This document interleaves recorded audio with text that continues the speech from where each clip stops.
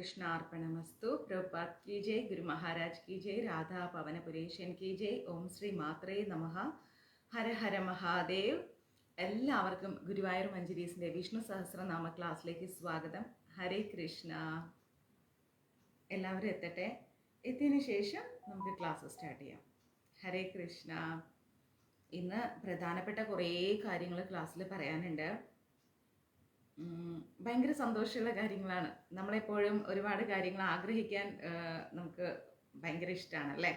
അല്ലെങ്കിൽ ഒരുപാട് കാര്യങ്ങൾ മീൻസ് നമുക്ക് കുറേ സംശയങ്ങളുണ്ട്. എന്താണ്, ഏതാണ്, എങ്ങനെയാണ്, ഇനിയിപ്പോൾ ഒരു അമ്പലത്തിൽ പോയാൽ എങ്ങനെ തൊഴണം, അല്ലെങ്കിൽ മറ്റെന്തെങ്കിലും കാര്യങ്ങൾ, അല്ലെങ്കിൽ എന്തെങ്കിലുമൊക്കെ കാര്യങ്ങൾ ചെയ്യുന്നതിൻ്റെ പിന്നിലുള്ള കാര്യങ്ങൾ എന്താണ്, അങ്ങനെ ഒരുപാട് കാര്യങ്ങൾ അറിയാൻ നമുക്ക് ഒരുപാട് ആകുലതയാണ്.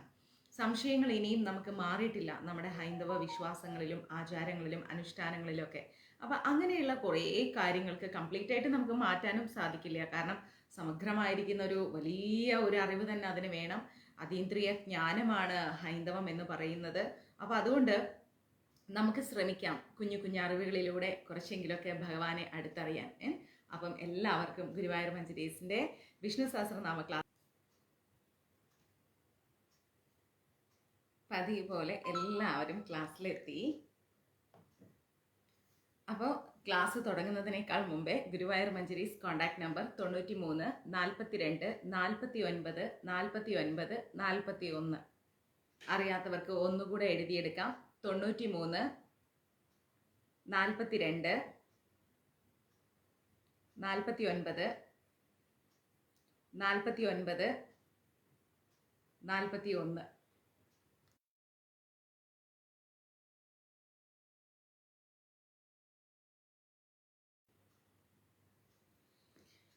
അപ്പോൾ വിഷ്ണു സഹസ്രനാമം കേൾക്കാനാണോ വന്നത്? ഇനി ഒരു പ്രത്യേക കാര്യം പറയാനുണ്ട് എന്ന് ഞാൻ മെസ്സേജ് ഇട്ടത് കൊണ്ടാണോ ലൈവിൽ വന്നത്? എനിക്ക് അറിഞ്ഞൂടാ. എനിവേ പ്രത്യേക കാര്യമൊക്കെ ഉണ്ട് കേട്ടോ. അത് ഞാൻ ആദ്യമേ പറഞ്ഞിട്ട് അങ്ങ് സർപ്രൈസ് കളഞ്ഞാൽ എങ്ങനെയാ? അതൊന്നും കളയില്ല. പ്രത്യേക കാര്യമുണ്ട്. കേൾക്കണോ? വേണ്ട. ഗുരുവായൂർ മഞ്ജരീസിലൂടെ നിങ്ങൾക്ക് മഞ്ജരീസിൻ്റെ വാട്സപ്പ് ഗ്രൂപ്പിൽ അംഗമാകാവുന്നതാണ്. മഞ്ജരീസിൻ്റെ വാട്സപ്പ് ഗ്രൂപ്പിൽ അംഗമാകാൻ പ്രത്യേക മാനദണ്ഡങ്ങളൊന്നും തന്നെ ഇല്ല. നിങ്ങൾ മഞ്ജരീസിലേക്ക് ഒരു മെസ്സേജ് ഇടുക, ഞാൻ തന്ന വാട്സപ്പ് നമ്പറിലേക്ക്. സമയം പോലെ എക്സിക്യൂട്ടീവ് കമ്മിറ്റി നിങ്ങളെ ഓരോരുത്തരായിട്ട് ആഡ് ചെയ്യുന്നതായിരിക്കും. പുരുഷന്മാർക്കും സ്ത്രീകൾക്കും വേറെ വേറെ ഗ്രൂപ്പ് ഉണ്ട്. പിന്നെ ഏപ്രിൽ 1, അതായത് നാളെ ഏപ്രിൽ 1, നാളെ മുതൽ, നാളെ തോന്നുന്നുണ്ട്, ഏപ്രിൽ 1 മുതൽ നമ്മൾക്ക് മഞ്ജരീസിലൂടെ കുഞ്ഞുങ്ങൾക്ക് ക്ലാസ് ഉണ്ട്. വെക്കേഷൻ ക്ലാസ് ആണ്. അത് സമയം ഗ്രൂപ്പിൽ അറിയിക്കും. അതിൻ്റെ ഇൻചാർജ് നമ്മുടെ ഷൈനി മാതാജിക്കാണ്. മഞ്ജരീസിലേക്ക് മെസ്സേജ് ഇട്ടാൽ നിങ്ങൾക്ക് ഞാൻ ഷൈനി മാതാജിയുടെ നമ്പർ തരാം. അപ്പോൾ ഷൈനി മാതാജി നിങ്ങളുടെ കുഞ്ഞുങ്ങളെ അതിലേക്ക് ആഡ് ചെയ്യും.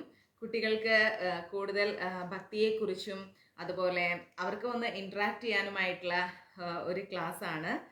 സൂമിലൂടെ ആയിരിക്കും ക്ലാസ്. ഫീസ് ഒന്നുമില്ല. എല്ലാം മഞ്ജരീസിൽ തികച്ചും ഫ്രീ തന്നെയാണ്. പ്രത്യേക ഫീസോ കാര്യങ്ങളോ ഒന്നുമില്ല.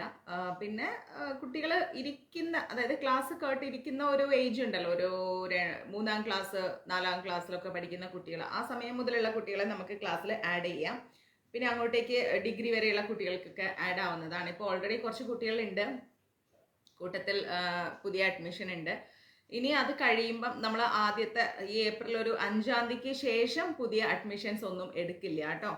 അതുകൊണ്ട് കാരണം നമ്മൾ പുതിയ പുതിയ കുട്ടികൾ ഇടയ്ക്കിടയ്ക്ക് കയറി വരുമ്പോൾ അവർക്കൊന്നും മനസ്സിലാവാതെ വരും. അതുകൊണ്ടാണ്. അപ്പം അതുകൊണ്ട് ഏപ്രിൽ 1, 2, 3, 4, 5 വരെയുള്ള ദിവസങ്ങൾക്കുള്ളിൽ കുട്ടികളെ ആഡ് ചെയ്യുന്നതായിരിക്കും. പിന്നെ ഇപ്പം ഞാൻ സർപ്രൈസ് പറഞ്ഞാൽ നിങ്ങളെല്ലാം എന്നെ ചീത്ത വിളിച്ചിട്ട് ഒറ്റ ഓട്ടോളൂ, മാതാജിയെ കൊണ്ട് തോറ്റു, 100 പണിത്തിരക്കിൻ്റെ ഇടയിലാണ് വന്നതെന്ന് പറഞ്ഞിട്ട്. അങ്ങനെയൊന്നുമില്ല. സർപ്രൈസ് പറഞ്ഞിട്ട് പ്രത്യേകിച്ചൊന്നുമില്ല. കുറച്ച് വേറെ തരത്തിലുള്ള അറിവുകൾ, അതാണ് ഞാൻ ഉദ്ദേശിച്ചത്. കുറച്ചും കൂടെ ഡിഫറെൻ്റ് ആയിട്ടുള്ള അറിവുകൾ ഞാൻ നിങ്ങൾക്ക് വേണ്ടി കളക്ട് ചെയ്തു ഒരു ഓഡിയോയിൽ ഞാൻ ഇട്ടിട്ടുണ്ട് ഇല്ലേ ഗ്രൂപ്പിൽ. അപ്പം ആ അറിവുകൾ പങ്കുവെക്കുക, അത്രയേ ഉള്ളൂ, വേറെ ഒന്നുമില്ല. ഇപ്പം നമ്മൾ വിഷ്ണു സഹസ്രനാമം, നാരായണീയം, ഭാഗവതം, ഗീത, മഹാഭാരതം ഇതൊക്കെ പഠിച്ചു പോകുന്നുണ്ട്. ആധികാരികമായിട്ടുള്ള ഗ്രന്ഥങ്ങളാണ്. ഇതിനും അപ്പുറത്തേക്ക് എന്തെങ്കിലുമൊക്കെ അറിവുകൾ നമ്മുടെ ശ്രദ്ധയിൽപ്പെടാതെ പോയിട്ടുണ്ടെങ്കിൽ ആ അറിവുകളും കൂടി സംയോജിപ്പിച്ചിട്ട് ഒരു കുറച്ചും കൂടി കുറച്ചും കൂടി ഒരു വലിയ ഒരു അറിവിലേക്ക് നമുക്ക് പോകാം. അത്രയേ ഉള്ളൂ. അപ്പം ഇന്ന് നമ്മൾ ആദ്യമായിട്ട് പഠിക്കാൻ പോകുന്നത് മഞ്ജരീസിലൂടെ വിഷ്ണു സഹസ്രനാമത്തിന്റെ അറിവിനോടൊപ്പം തന്നെ പഠിക്കാൻ പോകുന്നത് സസ്യാഹാരത്തിന്റെ ശാസ്ത്രം എന്താണ്, അല്ലെ? എല്ലാവരും കാണാം, അയ്യോ ഇന്ന് സൺഡേ ആണ്, ചിക്കൻ വാങ്ങണം, ഫിഷ് വാങ്ങണം, അല്ലെങ്കിൽ ഇന്ന് മീൻകാരൻ വന്നില്ല, അതുകൊണ്ട് കറിയൊന്നും ഉണ്ടാക്കിയിട്ടില്ല, ഇങ്ങനെ ഓരോരോ പ്രശ്നങ്ങളാണ്. ഓക്കെ കണ്ണാ, വേദക്കുട്ടിയല്ലേ? അതെനിക്കറിയാം, നിനക്ക് എത്ര വൈകില് നീ ചാടിക്കറി ക്ലാസ് ഇരിക്കുന്നു, നീ എൻ്റെ മുത്തല്ലേ. അയ്യോ ഇത് മറ്റുള്ളവർ കേട്ടിട്ടുണ്ടെങ്കിൽ ഇപ്പൊ എനിക്ക് ഫോൺ താഴെ വെക്കാൻ പറ്റില്ല, അപ്പൊ ഞങ്ങൾ മുത്തല്ലേ മാതാജി എന്ന് ചോദിച്ചിട്ട് കുറെ എണ്ണം വിളിക്കും. സാരമില്ല വേദ, നന്നായിട്ട് റെസ്റ്റ് എടുക്കൂ കേട്ടോ. മോള് നാളെ വൈകി ക്ലാസ്സിൽ വരണ്ട, മറ്റന്നാൾ മുതൽ വന്നാൽ മതി കേട്ടോ. മാതാജി പ്രാർത്ഥിക്കാം വേദയ്ക്ക് വേണ്ടിയിട്ട്. അപ്പോൾ സസ്യാഹാരത്തിന്റെ ശാസ്ത്രം എന്താണ്? എന്തുകൊണ്ടായിരിക്കും നമ്മളോട് സസ്യാഹാരം കഴിക്കണം, വെജിറ്റേറിയൻസ് ആയിരിക്കണം എന്ന് പറയാൻ കാരണം? കുറെ അറിവുകൾ നമുക്കുണ്ട് അല്ലേ? എങ്കിൽ കൂടിയും എന്തായിരിക്കും നമുക്ക് വെജിറ്റേറിയൻ ഇത്ര ഇമ്പോർട്ടൻസ് കൊടുക്കാൻ കാരണം? അപ്പോൾ നമുക്ക് ചെറിയൊരു നോളേജിലേക്ക് പോയാലോ? ഇനി എല്ലാ ക്ലാസ്സിന്റെ ഇടയിലും ഇതുപോലെ കുഞ്ഞു നോളേജിലൂടെ നമുക്ക് കടന്നു പോകാം. റെഡിയാണോ? ആണെങ്കിൽ ആണെന്ന് പറയൂ. അപ്പൊ നമുക്ക് സ്റ്റാർട്ട് ചെയ്യാം. അപ്പോൾ വിഷ്ണു സഹസ്രനാമം പഠിക്കാം. ശരശയ്യയില് കിടന്നിരുന്ന ഭീഷ്മ പിതാമഹനോട് ധർമ്മപുത്രർ ഒരു ചോദ്യം ചോദിച്ചു. നമ്മൾ മഹാഭാരതത്തിൽ ഇപ്പോൾ പഠിച്ചുകൊണ്ടിരിക്കുന്ന അധ്യായങ്ങൾ അതാണ്. ഞാൻ ഇടയ്ക്കൊന്ന് സ്റ്റോപ്പ് ചെയ്ത് വെച്ചിരിക്കുന്ന മഹാഭാരതം നമുക്ക് എടുക്കാം. അപ്പം ഉമ്മ വേദക്കുട്ടി എൻ്റെ സ്റ്റുഡൻ്റ് ആണ് കേട്ടോ, അതുകൊണ്ടാണ്. അപ്പോൾ ശരശയ്യയില് നമ്മുടെ ഭീഷ്മ പിതാമഹൻ കിടക്കുകയാണ്. അപ്പൊ ഭീഷ്മ പിതാമഹനോട് ഒരുപാട് ധാർമ്മികമായിട്ടുള്ള ആൻസറുകൾ കിട്ടുന്ന ഒത്തിരി ചോദ്യങ്ങൾ ധർമ്മപുത്ര ചോദിക്കുന്നുണ്ട്. ആ കൂട്ടത്തിൽ ഒരു ചോദ്യം കൂടെ ധർമ്മപുത്ര ചോദിച്ചു. എന്താണെന്നറിയാമോ? മാംസാഹാരം കഴിക്കുന്നതിന്റെ പാപം എന്താണ്? എന്തുകൊണ്ടായിരിക്കും മാംസാഹാരം കഴിക്കരുത് എന്ന് പറഞ്ഞത്? ഒരുപാട് വലിയ വരികളിലൂടെ മാംസാഹാരം ഉപേക്ഷിക്കേണ്ട കാരണം എന്താണ് എന്ന് ആര് വിവരിച്ചു കൊടുത്തു? ഭീഷ്മ പിതാമഹൻ വിവരിച്ചു കൊടുത്തു. മനസ്സിലായില്ലേ? ഞാൻ നിങ്ങൾക്ക് വേണ്ടിയിട്ട് പ്രത്യേകം ഇങ്ങനെയുള്ള അറിവുകളെല്ലാം തപ്പിപ്പിടിച്ച് എങ്ങനെയോ കഷ്ടപ്പെട്ട്, നിങ്ങൾക്കറിയാവോ ഞാൻ അതിൻ്റെ ബാക്കിലെടുത്ത സ്ട്രെസ് എന്താണെന്ന്? ഒത്തിരി കഷ്ടപ്പെട്ട്, കണ്ടില്ലേ, പ്രിന്റ് ചെയ്ത് ഇങ്ങനെ എടുത്ത് വെച്ചിരിക്കുകയാണ്. വലിയൊരു ഫയൽസ് ആക്കി ഓരോന്നും സെപ്പറേറ്റ് പ്രിന്റ് ചെയ്ത് വെച്ചിരിക്കുകയാണ്. ഒത്തിരി അറിവുകളുണ്ട്, ഒരുപാട് അറിവുകളുണ്ട്. അപ്പോൾ അതുകൊണ്ട് നമുക്ക് മാംസാഹാരം മാംസാഹാരം ഒഴിവാക്കിയിട്ട് സസ്യാഹാരം കഴിക്കേണ്ടതിന്റെ ആവശ്യകത. നമ്മൾ ഹിന്ദുക്കൾ എല്ലാവരും പൊതുവെ വൃശ്ചിക മാസമൊക്കെ വരുമ്പോഴാണ് വെജിറ്റേറിയൻസ് ആവുന്നത്, സസ്യാഹാരത്തിലേക്ക് വരുന്നത്. അപ്പൊ എന്തുകൊണ്ടായിരിക്കും മാംസം ഉപേക്ഷിച്ചിട്ട് നമ്മൾ വെജിറ്റേറിയൻസ് ആവണം, സസ്യാഹാരമായിരിക്കണം എന്ന് ഒരു അജണ്ട നമ്മൾക്ക് വന്നത്? നോക്കാം നമുക്ക്. അപ്പോൾ ഇതിൽ പറയുന്നു, ശരശയ്യയിൽ കിടന്നിരുന്ന ഭീഷ്മ പിതാമഹനോട് ധർമ്മപുത്ര ചോദിച്ചു, എന്തുകൊണ്ടാണ് ആഹാരം ഉപേക്ഷിച്ചിട്ട് സസ്യബുക്കായി തീരണം, നമ്മൾ സസ്യാഹാരം വെജിറ്റേറിയൻസ് ആവണം എന്ന് പറയാൻ കാരണം എന്ന് പറഞ്ഞപ്പോൾ അദ്ദേഹം പറഞ്ഞു കൊടുത്തത്, സർവ്വജീവജാലങ്ങൾക്കും, ഇപ്പൊ എനിക്കും നിങ്ങൾക്കും അങ്ങനെ വേണ്ട എല്ലാ ജീവജാലങ്ങൾക്കും അല്ലെ, ഒരുപാട് വർഷം ജീവിക്കണം എന്ന ആഗ്രഹമുണ്ട്. നമുക്കെല്ലാവർക്കും ഒരുപാട് വർഷം ജീവിക്കണം എന്ന് വലിയ ആഗ്രഹമുണ്ട്. മരണത്തെ എല്ലാവരും പേടിക്കുന്നുണ്ട്, ശരിയല്ലേ? എല്ലാവർക്കും മരണത്തെ പേടിയാണ്, ഓരോ സെക്കൻഡും നമ്മൾ പേടിക്കുന്നുണ്ട്. അങ്ങനെ ജീവികളുടെ മാംസം ഭക്ഷിക്കാം എങ്കിൽ, ഭീഷ്മ പിതാമഹൻ ചോദിക്കുന്ന ധർമ്മപുത്രരോട്, എങ്കിൽ എല്ലാ ജീവികളുടെയും മാംസം ഭക്ഷിക്കാം എങ്കിൽ, ഹേ ധർമ്മപുത്ര, മനുഷ്യന്റെ മാംസം ഭക്ഷിച്ചാൽ എന്താണ് കുഴപ്പം? അതിൽ തെറ്റില്ലല്ലോ. നല്ലൊരു ചോദ്യമാണ് അതല്ലേ? അങ്ങനെ എല്ലാ ജീവജാലങ്ങളുടെയും ശരീരം നമുക്ക് ഭക്ഷിക്കാമെങ്കിൽ മനുഷ്യന്റെ ശരീരം ഭക്ഷിച്ചാൽ എന്താ കുഴപ്പം? അതിലൊരു തെറ്റില്ലല്ലോ.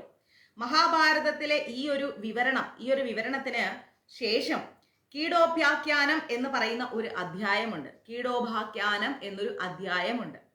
ഒരു പുഴുവായി ജീവിക്കാൻ ഇഷ്ടപ്പെടുന്നുണ്ട്. അതിന് മറ്റൊരു ലോകത്തുള്ള ജീവന്റെ ആ ഒരു മഹത്വം അറിയില്ല. മനസ്സിലായില്ലേ? ഇപ്പൊ മനുഷ്യനായി ജീവിക്കാനാണ് ഇഷ്ടപ്പെടുന്നത്. നമ്മളോട് പറയണ ഒരു പട്ടിയായി ജീവിക്കൂ, ഒരു എലിയായി ജീവിക്കൂ, അല്ലെങ്കിൽ ഒരു കീടമായി ജീവിക്കൂ എന്ന് പറഞ്ഞു കഴിഞ്ഞാൽ നമുക്ക് പറ്റൂല, നമുക്ക് അത് അക്സെപ്റ്റ് ചെയ്യാൻ കഴിയില്ല മനസ്സുകൊണ്ട്. അപ്പൊ ഏത് ശരീരമാണോ സ്വീകരിക്കുന്നത് ആ ശരീരത്തിൽ ജീവിക്കാനാണ് ഏതൊരു ജീവജാലത്തിനും ആഗ്രഹം.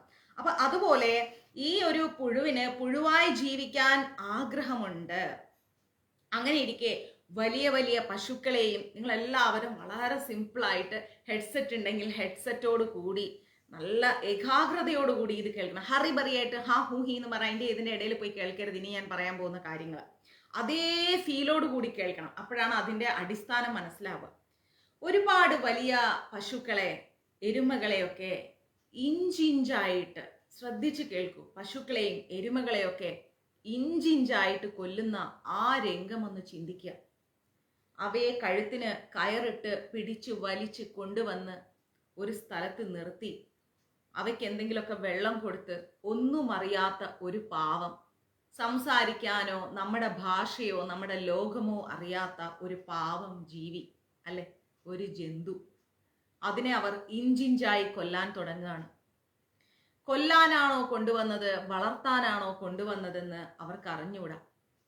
ഒരു കോഴിക്കടയുടെ അടുത്ത് കൂടെ പോകുമ്പോൾ കോഴിക്കടയുടെ ആ കൂട്ടിൽ അപ്പോഴും ആ ഒരു ചെറിയ ചെറിയ ഭക്ഷണങ്ങളും ധാന്യങ്ങളും എല്ലാം കൊത്തി തിന്നുന്ന കോഴിക്ക് അറിയില്ല ഞാൻ നിമിഷങ്ങൾക്കുള്ളിൽ മരിച്ചു പോകുമെന്ന്.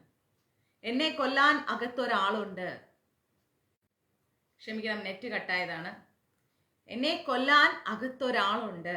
അവന്റെ കയ്യിൽ നല്ല മൂർച്ചയുള്ള കത്തിയുണ്ട്. അത് വെച്ച് എൻ്റെ കഴുത്തറക്കും. ആ എന്നെ കൊല്ലാൻ കാരണമായവൻ ഇപ്പോൾ വരും എന്ന് കോഴിക്ക് അറിയില്ല. അറിയോ? അപ്പോ ആ ഒരു അവസ്ഥയിലേക്കാണ് പക്ഷിമൃഗാദികളെല്ലാം തള്ളപ്പെടുന്നത്. വേദന കൊണ്ട് അവരെല്ലാം അലറും, കൈകാലിട്ടടിക്കും.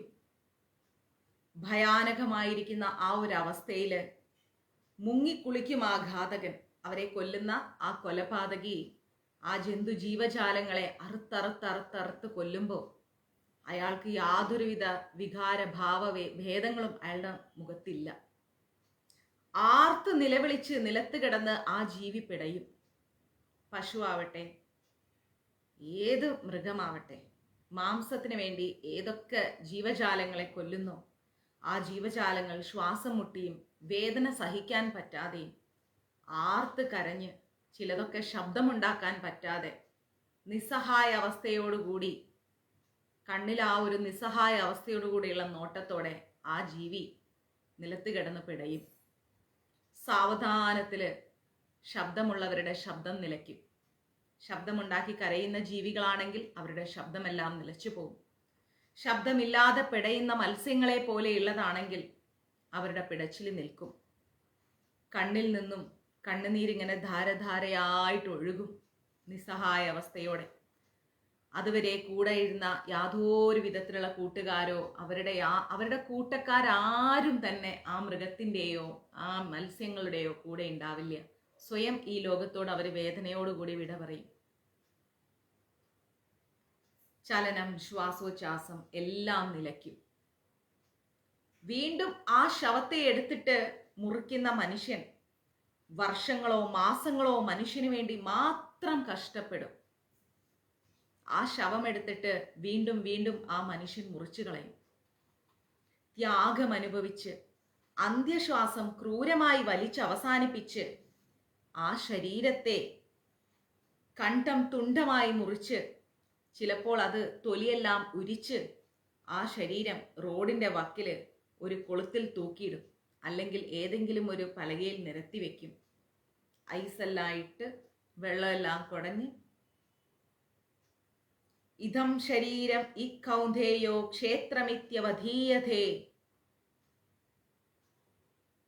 മുറിച്ച് മുറിച്ച് ആവശ്യക്കാർക്ക് കൊടുക്കും ആ ശരീരം. അതിൽ നിന്നും ലഭിക്കുന്ന ലാഭം അളക്കുന്ന ആ ഒരു വിൽപ്പനക്കാരൻ ഒരു വശത്ത്, ആ ശവം മുറിച്ച് വിൽക്കുമ്പോൾ അതിൽ നിന്ന് കിട്ടുന്ന ലാഭം അളക്കുന്ന വിൽപ്പനക്കാരൻ ഒരു വശത്തുണ്ടാവും. ജീവനെ വഹിച്ച ശരീര കഷ്ണം, ജീവൻ എന്ന് പറയുന്ന നമ്മൾ പഠിച്ച ജീവാത്മാവിനെ, ആ ശരീരത്തിലാണ് ഇത്രയും കാലം ജീവാത്മാവിനെ ആ ശരീരമാണ് വഹിച്ചത് ഇല്ലേ? ഇന്ന് ആ ജീവാത്മാവ് ആ ശരീരത്തിൽ നിന്ന് പടിയിറങ്ങിപ്പോയി. ഇന്ന് ആ ശരീര കഷ്ണം ഉപ്പും മുളകും മസാലയെല്ലാം ചേർത്ത് ആസ്വദിക്കുന്നവര് ഇനിയൊരു സ്ഥലത്ത്, അത് വിറ്റ് കിട്ടുന്ന ലാഭം കൊണ്ട് ആനന്ദിക്കുന്നവൻ ഇനിയൊരു സ്ഥലത്ത്. ഇനിയോ ഇങ്ങനെയുള്ള ആ ശവശരീരത്തെ തിന്നുന്ന മനുഷ്യർ മറ്റൊരു സ്ഥലത്ത്. അവരെ നമ്മൾ എന്ത് പേര് ചൊല്ലിയാ വിളിക്കേണ്ടത്? ആ ജീവിയുടെ സ്ഥാനത്ത് സ്വയം ചിന്തിക്കുക. ആ ജീവിയുടെ സ്ഥാനത്ത് സ്വന്തം ഭാര്യയോ മക്കളോ ബന്ധുക്കളോ ആയിരുന്നു ആ കത്തിക്ക് അടിയറവ് പറയേണ്ടി വരുന്നത് എന്ന് ചിന്തിച്ചിട്ട് ആ ജീവികളുടെ മനസ്സും മാനസികാവസ്ഥയും നമ്മൾ മനസ്സിലാക്കാം. നമ്മുടെ അച്ഛനോ അമ്മയോ മക്കളോ ആണ് നമ്മുടെ മക്കളുടെ കഴുത്തിൽ അതുപോലെ കയറിട്ട് കൊണ്ടുപോയിട്ടാണ് അവരെ അതുപോലെ മുറിക്കുന്നത് എങ്കിൽ ആ അവസ്ഥയെക്കുറിച്ചൊന്ന് ചിന്തിക്കുക. അതും ഒരു ജീവനാണ്. നമുക്ക് സാധിക്കുമോ ഒരു നിമിഷം അങ്ങനെ ചിന്തിക്കാൻ? പിന്നെ എങ്ങനെ നമുക്ക് സാധിക്കുന്നു അങ്ങനെ മുറിച്ചു വെച്ച മാംസങ്ങൾ വാങ്ങാൻ? പശുക്കളെയും എരുമകളെയും പോത്തിനെയൊക്കെ കൊല്ലുന്ന ആ സ്ഥലത്ത് പോയിട്ട് ഇതൊക്കെ വാങ്ങിച്ചു തിന്നാൻ നമുക്ക് എങ്ങനെ സാധിക്കും? എങ്ങനെ നമുക്ക് അതിന് സപ്പോർട്ട് ചെയ്യാൻ കഴിയും? മാംസാഹാരത്തിന്റെ ദൂഷ്യഫലങ്ങൾ എന്താണ്, സസ്യാഹാരത്തിന്റെ സത്ഫലങ്ങൾ എന്താണ് എന്ന് നമ്മൾ പഠിച്ചിട്ടുണ്ടോ? ഒരിക്കലും പഠിച്ചിട്ടില്ല. ഇനിയെങ്കിലും മാംസാഹാരം നിർത്തണം. അങ്ങനെ പിടയുന്ന ഒരു ജീവാത്മാവിന്റെ ദുരിതപ്പെട്ട ശരീരം നമുക്ക് ആവശ്യമില്ല. ആ വേദന നിറഞ്ഞ അന്തരീക്ഷം നമുക്ക് ആവശ്യമില്ല. ആ രുചി നമുക്ക് വേണ്ട. അത് ഒരു ശവശരീരമാണ്. ആ ശരീരത്തെ നമ്മൾ എന്തിനു ഭക്ഷിക്കണം? ശരീരത്തിന്റെ പ്രവർത്തനങ്ങൾക്ക് അത്യന്താപേക്ഷികമാണ് എന്ത്? ലിനോലെനിക് എന്ന് പറയുന്ന 2 തരത്തിലുള്ള ആസിഡുകൾ. നമ്മുടെ ശരീരത്തിന്റെ പ്രവർത്തനങ്ങൾ നിയന്ത്രിക്കാൻ അല്ലെങ്കിൽ പ്രവർത്തനങ്ങൾ നടക്കാൻ വേണ്ടി ലീനോലെനിക് എന്ന് പറയുന്ന 2 ആസിഡുകൾ നമുക്ക് വേണം. ഇത് രണ്ടും നമുക്ക് ലഭിക്കുന്നത് സസ്യാഹാരത്തിലൂടെയാണ്. വെജിറ്റബിൾസിലൂടെ മാത്രമേ ലഭിക്കൂ. നോൺ വെജിലൂടെ നമുക്ക് കിട്ടില്ല. എല്ലാവിധ വൈറ്റമിൻസും നമുക്ക് വെജിറ്റബിളിലുണ്ട്, സസ്യാഹാരത്തിലുണ്ട്. എല്ലാ വൈറ്റമിൻസും ഉണ്ട്, നമ്മൾ അറിയുന്നില്ല എന്നേ ഉള്ളൂ. കോഴിമുട്ടയില് 60 മില്ലിഗ്രാം ഓരോ മുട്ടയിലും കൊളസ്ട്രോൾ ഉണ്ട്. 100 മുതൽ 250 മില്ലിഗ്രാം വരെ കൊളസ്ട്രോൾ ഉണ്ട്. 100 ഗ്രാം മാംസത്തിലുണ്ട് ഈ കൊളസ്ട്രോൾ. ഇതെല്ലാം തിന്ന് തടിച്ച് വീർത്ത് കൈയിന്റെ ഇവിടെയൊക്കെ മാംസപിണ്ഡം ഇങ്ങനെ തൂങ്ങി, ഇവിടെയൊക്കെ തൂങ്ങി ഇങ്ങനെ നടക്കാൻ വയ്യാതെ ഉരുണ്ട് കാല് താഴെ വെക്കാൻ പറ്റുന്നില്ല, കാലിന്റെ അവിടെ വേദന ഇവിടെ വേദന, അങ്ങനെ ഇങ്ങനെ വലിയ വയറൊക്കെ ആക്കിയിട്ട് ഒരു നികൃഷ്ട ജന്മത്തെ പോലെയുള്ള രൂപത്തിൽ നമ്മൾ എന്തിനു ജീവിക്കണം? ഓജസ്സും തേജസ്സുമുള്ള ശരീരത്തിന് നമുക്ക് സസ്യാഹാരത്തിലൂടെ ലഭിക്കുമെങ്കിൽ എന്തിനാ ഇങ്ങനെ ഒരു അവസ്ഥയിൽ നമ്മൾ നടക്കുന്നത്? ഓരോ സസ്യത്തിലും സസ്യത്തിന്റെ ഉൽപ്പന്നങ്ങളിലും കൊളസ്ട്രോൾ ഇല്ല. ഒരു സസ്യാഹാരത്തിലും കൊളസ്ട്രോൾ ഇല്ല.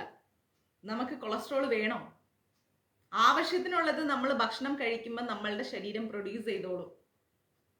പകരമുള്ളത് ഫൈറ്റോസ്റ്റിറോളുകളാണ്. അത് നമ്മുടെ ശരീരത്തിന് ആവശ്യവുമാണ്. അത് സസ്യാഹാരത്തിൽ ധാരാളം ഉണ്ട് താനും. സസ്യാഹാരത്തിലെ ഫൈറ്റോസ്റ്റിറോളുകള് മാംസാഹാരത്തില് ഉണ്ടോ എന്ന് നമ്മൾ ചിന്തിക്കണം. പാല്, വെണ്ണ എന്നിവയിൽ പോലുള്ള കൊളസ്ട്രോളിനെ ആഗിരണം ചെയ്യുന്നു. പാലിൽ നിന്നും വെണ്ണയിൽ നിന്നും കിട്ടുന്ന കൊളസ്ട്രോൾ അത് നല്ലതാണ് ശരീരത്തിന്. ഓക്കെ സുധി. സസ്യാഹാരത്തിലുള്ള ഫൈബറുകൾ, അതായത് നാര് നമുക്ക് ഒരുപാട് വേണം. സസ്യാഹാരത്തിലുള്ള ഫൈബർ കണ്ടന്റ് കൊളസ്ട്രോളുകൾ, ആ കൊളസ്ട്രോളുകൾ ശരീരത്തിലേക്ക് വരുന്ന ആഗിരണം അതിനെ തടയുന്നുണ്ട്. കൊളസ്ട്രോൾ വന്നാൽ പിന്നെ നെഞ്ചുവേദന, അറ്റാക്ക് അല്ലേ? എന്തിനാ അത്? അതിന്റെ ആവശ്യം എന്താ? ഫൈബർ കണ്ടന്റ് ഇല്ലാത്തൊരവസ്ഥ നമുക്ക് പിടിച്ചു നിൽക്കാൻ പറ്റാത്ത അവസ്ഥയാണ്. ഇത് ഏറ്റവും കൂടുതലുള്ളത് സസ്യാഹാരത്തിലാണ്, ഫൈബർ കണ്ടന്റ്. സസ്യാഹാരത്തിലുള്ള നാരുകള് കുടലുകളെ നന്നായി പ്രവർത്തിപ്പിക്കും. മനസ്സിലായില്ലേ? ഒത്തിരി നല്ലതാണ് നമ്മുടെ ശരീരത്തിന്റെ കുടലുകൾക്ക്. സസ്യാഹാരത്തിലുള്ള നാരുകൾ വളരെ നല്ലതാണ്. അവശേഷിക്കുന്നവ പുറന്തള്ളാനും സഹായിക്കുകയും ചെയ്യുന്നത് കൊണ്ട്, അവശേഷിക്കുന്ന എല്ലാവിധ വേസ്റ്റുകളെയും പുറന്തള്ളാൻ സഹായിക്കുന്നത് കൊണ്ട് സസ്യാഹാരികൾക്ക്, അതായത് വെജിറ്റേറിയൻസിന് കുടൽ ക്യാൻസർ വരില്ല, അതിനുള്ള സാധ്യതയില്ല. മാംസാഹാരത്തിന്റെ ഒരു വലിയ ഭാഗം ദഹിച്ച് ശരീരം വലിച്ചെടുക്കുമ്പോൾ അവശേഷിക്കുന്ന വേസ്റ്റ് വസ്തുക്കളുടെ അളവ് വളരെ കൂടുതലാണ്. സസ്യാഹാരം 98% ദഹനം നടന്ന് ദഹിച്ച് പുറത്തേക്ക് പോകുമെങ്കിൽ മാംസാഹാരത്തിന്റെ വേസ്റ്റ് അങ്ങനെ ഒരു വലിയ ഭാഗം നമ്മുടെ വയറ്റിൽ തന്നെ കിടക്കും, മൊത്തമായിട്ട് പുറത്ത് പോവില്ല. അതുകൊണ്ട് കുടലിൽ ഒരുപാട് വേസ്റ്റ് വിസർജ്യ വസ്തുക്കൾ ഇങ്ങനെ ദീർഘകാലം ഒരുപാട് നാൾ കെട്ടിക്കിടന്നു കഴിഞ്ഞാൽ ക്യാൻസർ വരാനുള്ള സാധ്യത കൂടുതലാണ്. പുല്ലുകളിലും വൈക്കോലിലൊക്കെ ധാരാളമായിട്ട് കീടനാശിനികൾ ഉണ്ടാവും. മനസ്സിലായില്ലേ? കെട്ടിക്കിടക്കുന്ന തരത്തിലുള്ള ഇതുപോലെയുള്ള വൈക്കോല്, അത് ഇത് എല്ലാത്തിലും നോക്കിക്കഴിഞ്ഞാൽ കീടനാശിനികൾ ഒരുപാടുണ്ടാവും. ഒരു മൃഗത്തിന്റെ ശരീരത്തില് ആഡിപ്പോസ് ഫാറ്റ്, ലിവർ എന്നിവയിൽ പ്രത്യേകിച്ചും ഒരുപാട് ബയോമാഗ്നിഫൈ ചെയ്യുന്നുണ്ട് അതെല്ലാം. അതുകൊണ്ട് ഏതാനും മില്ലിഗ്രാം കീടനാശിനി താങ്ങാൻ മാത്രം ശക്തിയുള്ള മനുഷ്യ ശരീരത്തിലേക്ക്, വളരെ കുറച്ച് കീടനാശിനി മാത്രം താങ്ങാൻ ശക്തിയുള്ള നമ്മുടെ മനുഷ്യന്മാരുടെ ശരീരത്തിലേക്ക് മാംസാഹാരത്തിൽ നിന്നും കീടനാശിനികൾ വരുന്നത് വലിയ അളവിലാണ്. നോൺ വെജ് കഴിക്കുമ്പോൾ കീടനാശിനികൾ നമ്മുടെ ശരീരത്തിലേക്ക് കയറുന്നത് വലിയ അളവിലാണ്. ഇത് മാരകമായ രോഗങ്ങൾ നമുക്ക് ഉണ്ടാക്കി തീർക്കും. മനസ്സിലാവുന്നുണ്ട്? മാരകമായ രോഗങ്ങൾ ഉണ്ടാക്കി തീർക്കും. മാംസക്കറികൾ ഉണ്ടാക്കുമ്പോൾ അവയുടെ പരമാവധി ചൂട് എന്ന് പറയുന്നത് 101 ഡിഗ്രിയും ഇറച്ചിയൊക്കെ വറുക്കുന്ന സമയത്ത് 165 ഡിഗ്രിയും ആയതുകൊണ്ട് മാംസത്തിലുണ്ടാവുന്ന കീടനാശിനികൾ അതേപോലെ അവശേഷിക്കുന്നു, അത് നീക്കം ചെയ്യപ്പെടുന്നില്ല. മൃഗത്തിന്റെ ശരീരത്തിൽ ഉണ്ടാകുന്ന ആ ഒരു ഉണ്ടാകാനിടയുള്ള ആ ഒരു വിഷവസ്തുക്കൾ പൂർണ്ണമായിട്ടും, മൃഗത്തിന്റെ ശരീരത്തിൽ ഉണ്ടാകുന്ന വിഷവസ്തുക്കൾ പൂർണ്ണമായിട്ടും മനുഷ്യന്റെ ഭക്ഷണത്തിലേക്ക് ഇങ്ങനെ അലിഞ്ഞു ചേരും. മനസ്സിലാവണം? മനുഷ്യ ഭക്ഷണത്തിലേക്ക് അലിഞ്ഞു ചേരും. കൂടാതെ ആ മൃഗങ്ങളെല്ലാം സന്തോഷത്തോടെ ചിരിച്ചിട്ട് മരണം വരിച്ചവരല്ല. ശ്വാസം മുട്ടിയും വേദനിച്ചും കഷ്ടപ്പെട്ടും നരകിച്ചും ക്രൂരമായ കൊലപാതകത്തിന് വിധേയപ്പെട്ടിട്ടാണ് ഈ മൃഗങ്ങളെല്ലാം മരിച്ചത്. അതുകൊണ്ട് ആ സമയത്ത് ഒരുപാട് ദ്രവ്യങ്ങള്, വിഷദ്രവ്യങ്ങള് അതിന്റെ ശരീരത്തിൽ ഉൽപ്പാദിപ്പിക്കപ്പെടുന്നുണ്ട്. ഒരുപാട് വിഷദ്രവ്യങ്ങൾ ഈ മൃഗങ്ങളുടെ ശരീരത്തിൽ ഉൽപ്പാദിപ്പിക്കപ്പെടുന്നുണ്ട്. രക്തം ഉൾപ്പെടെയുള്ള മൃഗത്തിന്റെ മാംസം പാചകം ചെയ്യുമ്പോൾ, എണ്ണയിൽ വറുക്കുമ്പോൾ എന്തെല്ലാം സംയുക്തങ്ങളാണ് ഉണ്ടാകുന്നതെന്നും അവയിലുള്ള വിഷവസ്തുക്കൾ ഏതാണെന്ന് പോലും ഇതുവരെ തെളിയിക്കപ്പെട്ടിട്ടില്ല. ഇന്ന് വരെ തെളിയിച്ചിട്ടില്ല. സസ്യങ്ങളിലെ ഓരോ രോഗാണുവും മനുഷ്യന് രോഗമുണ്ടാക്കുന്നതായിട്ട് തെളിയിക്കപ്പെട്ടിട്ടില്ല. എന്നാൽ മൃഗങ്ങളിൽ ഉണ്ടാവുന്ന രോഗങ്ങൾക്ക് ഏതാണ്ടെല്ലാം തന്നെ മനുഷ്യനും പല വിധത്തിൽ ബാധിക്കപ്പെട്ടിട്ടുണ്ട്. ആലോചിച്ച് നോക്കിക്കേ.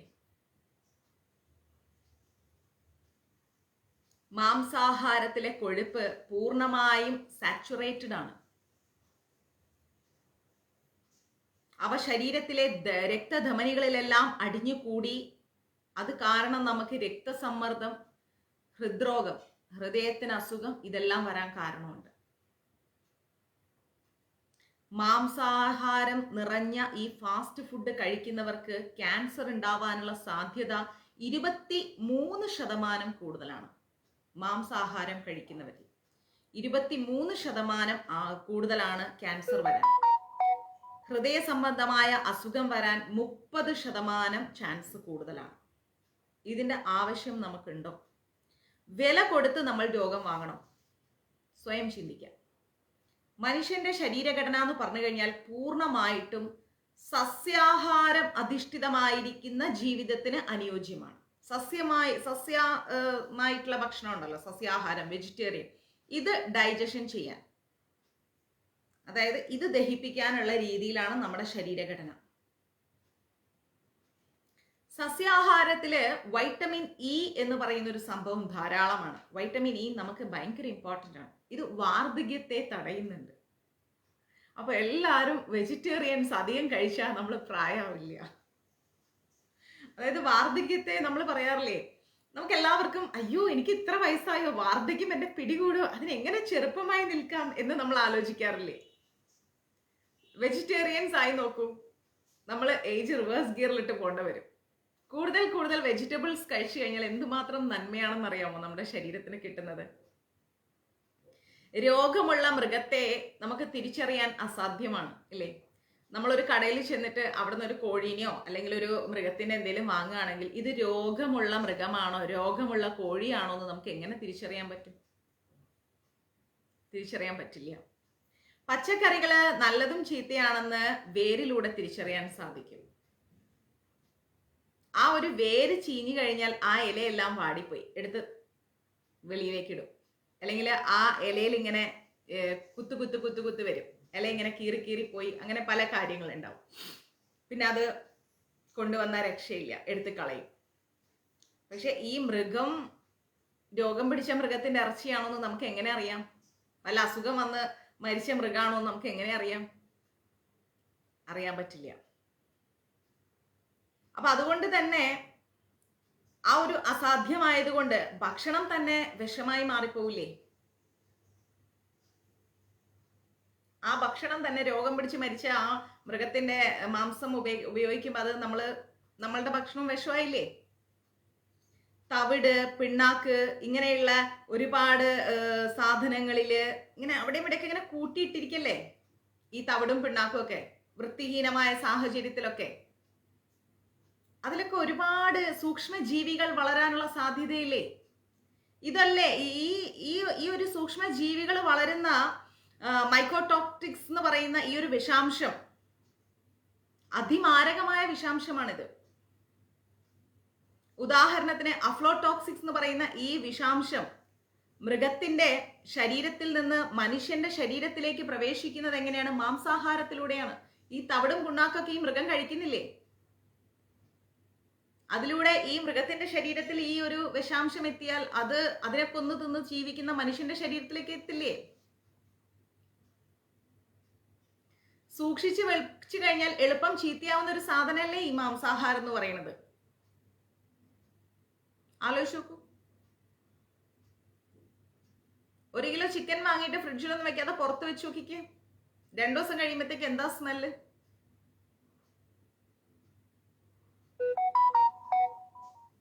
അപ്പം നമ്മുടെ വെജിറ്റബിൾസ് ആണെങ്കിലോ, ഒരു ക്യാബേജ് വാങ്ങി പുറത്ത് വെച്ച് നോക്ക്, തക്കാളി വാങ്ങി വെച്ച് നോക്ക്, പടവലം, കുമ്പളങ്ങ, മത്തൻ, ചിക്കൻ വാങ്ങി വെച്ച് നോക്ക്, വരുന്ന ദുർഗന്ധം എന്തായിരിക്കും? ഏത് സാധനവും ചീത്തയായി പോകും. പക്ഷെ ഒരു കാലാവസ്ഥയും അന്തരീക്ഷവുമായിട്ട് ഏറ്റവും കൂടുതൽ സംയോജിതമായി നിൽക്കുന്നത് എന്തായിരിക്കും?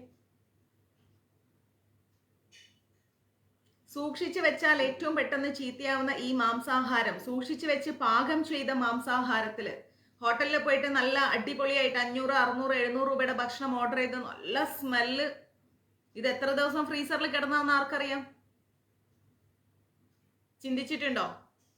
നല്ല ഫ്രഷ് സാധനം ഇപ്പൊ ഉണ്ടാക്കിയതാന്ന് പറയും. എന്താ തെളിവ്?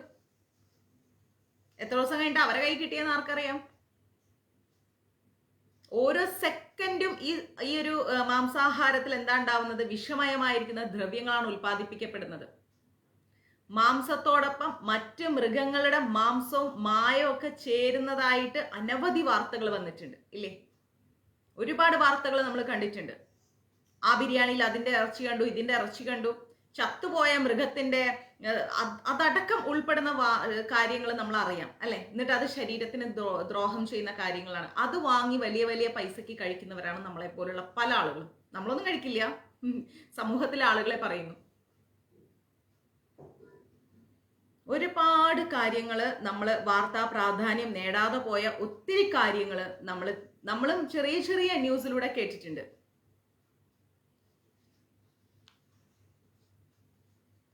ഒന്ന് ചിന്തിക്കുക, സസ്യാഹാരത്തിന്റെ മഹത്വം എത്രത്തോളം അടങ്ങുന്നു എന്ന് സ്വയം ചിന്തിക്കുക. എന്തിന് നമ്മൾ ഇങ്ങനെ അതിനെന്താ ശോഭാ മാതാജി, വീട്ടിൽ കുറച്ച് ചീരയും പച്ചക്കറിയൊക്കെ നമുക്ക് നടാലോ, വീട്ടിന്റെ ടെറസൊക്കെ കാലിയായിട്ടിരിക്കല്ലേ, നമ്മൾ കുറച്ച് കഷ്ടപ്പെടാൻ റെഡിയാണെങ്കിൽ അതൊക്കെ കിട്ടുന്നതല്ലേ. ഈ ചെറിയ ഫ്ലാറ്റിൽ താമസിക്കുന്ന എൻ്റെ വീട്ടിന്റെ മുറ്റത്തുണ്ടല്ലോ പച്ചക്കറികൾ, ഒരു സെക്കൻഡ് സമയമില്ലാതെ ഓടുന്ന. എന്തായാലും സസ്യാഹാരത്തില് അങ്ങനെയൊക്കെ അടിച്ചു വന്നാലും ഈ മാംസം തിന്നുന്നതിനേക്കാളും ബെറ്റർ അല്ലേ, ആലോചിച്ച് നോക്കൂ. അപ്പോ കേരളത്തിൽ തന്നെ 22 ലക്ഷം നാൽക്കാലികളെ കഴുത്തറുത്ത് നികൃഷ്ടമായ രീതിയിൽ തിന്നാൻ വേണ്ടി മാത്രം കൊല്ലുന്നുണ്ട് ഓരോ ആഴ്ചയിലും. ചിന്തിക്കണം, ഓരോ ആഴ്ചയിലും അവയിൽ നിന്നുണ്ടാകുന്ന ആരോഗ്യ പ്രശ്നങ്ങൾ, ഈ ജന്തുക്കളുടെ വേദനിക്കുന്ന ശാപം, ഇതുകൊണ്ടൊക്കെ ഒന്ന് ആലോചിച്ച് നോക്കണം. 22 ലക്ഷം നാൽക്കാലികളെ പ്രതിവാരം തിന്നാൻ വേണ്ടി ഈ പറയുന്ന നമ്മുടെ കേരളത്തിൽ കൊല്ലുക എന്ന് പറയുമ്പോൾ ഒന്ന് ആലോചിച്ച് നോക്കൂ, നമ്മളുടെ ആ ഒരു അവസ്ഥ എന്താണ്, നമ്മുടെ മാനസികാവസ്ഥ എവിടം വരെ എത്തിയെന്ന്. അപ്പോൾ ഇത്രയും ഒരു നികൃഷ്ടമായ രീതിയിൽ ശ്വാസം മുട്ടിച്ചും കഴുത്തറുത്തും കൊന്ന് അതിനെ തിന്നിട്ട് ജീവിക്കുന്ന, അവയിൽ നിന്നുണ്ടാവുന്ന ആരോഗ്യ പ്രശ്നങ്ങൾ, ഈ ജീവിക്കുന്ന വേദനിച്ചു മരിക്കുന്ന ജീവികളുടെ ശാപം കൊണ്ട് ഈ പരശുരാമ ക്ഷേത്രത്തിലെ 3 കോടി ജനങ്ങൾക്ക് പൂർണ്ണ ആരോഗ്യം ലക്ഷ്യം കൈവരിക്കാൻ സാധിക്കുമോ? നമുക്ക് പൂർണ്ണമായ ആരോഗ്യം നമുക്ക് ലഭിക്കുമോ? നമ്മുടെ ഭാരത മണ്ണ് എത്രമാത്രം പവിത്രമാണ്. രാമന്റെ ഭൂമിയിലല്ലേ നമ്മൾ ജീവിക്കുന്നത്, ചിന്തിച്ചു നോക്കൂ. അപ്പോ അങ്ങനെയാണെങ്കിൽ നമുക്ക് മാംസം കൊണ്ട് ഒരുപാട് ആരോഗ്യം ലഭിക്കുമെങ്കിൽ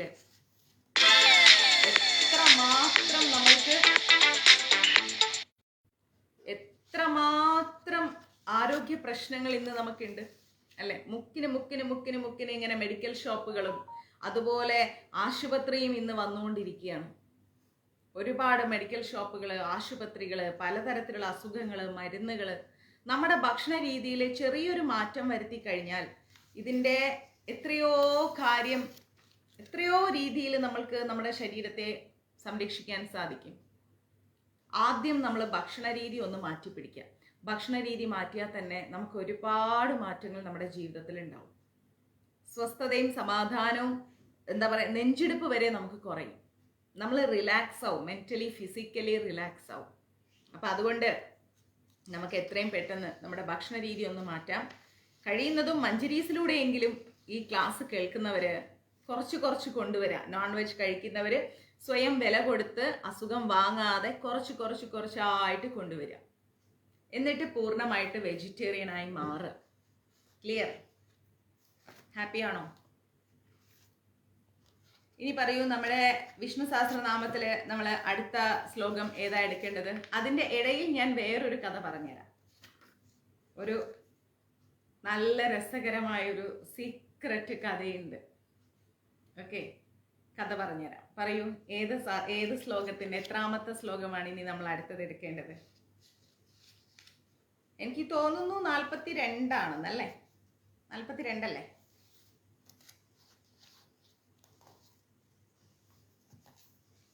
നല്ല രസകരമായൊരു കഥയുണ്ട്, നിങ്ങൾക്ക് കേട്ടാൽ ഒരുപാട് ഇഷ്ടപ്പെടുന്ന ഒരു കഥ. അത് പറഞ്ഞുതരാം ഈ ക്ലാസ്സിൻ്റെ ഇടയ്ക്ക്. ഇനി ഏതാ എടുക്കണ്ടേ? പെട്ടെന്ന് പറയൂ. എനിക്ക് ഡബിങ്ങിന് പോകണം ക്ലാസ് കഴിഞ്ഞിട്ട്. ഇനി 43. ഓക്കെ, ഇഷ്ടപ്പെട്ടോ നിങ്ങൾക്ക് ഈ ഒരു അറിവ്? ഈ പറഞ്ഞ സസ്യാഹാരത്തിൻ്റെയും മാംസാഹാരത്തെയും കുറിച്ചുള്ള ആ ഒരു വ്യത്യാസവും കാര്യങ്ങളൊക്കെ ഇഷ്ടപ്പെട്ടോ? മഞ്ജരീസിലൂടെ കിട്ടിയ അറിവ് ഇഷ്ടപ്പെട്ടോ? ആദ്യം ഞാൻ അത് ചോദിക്കട്ടെ, എനിക്ക് അതിന് റിപ്ലൈ താ. ഇഷ്ടപ്പെട്ടോ?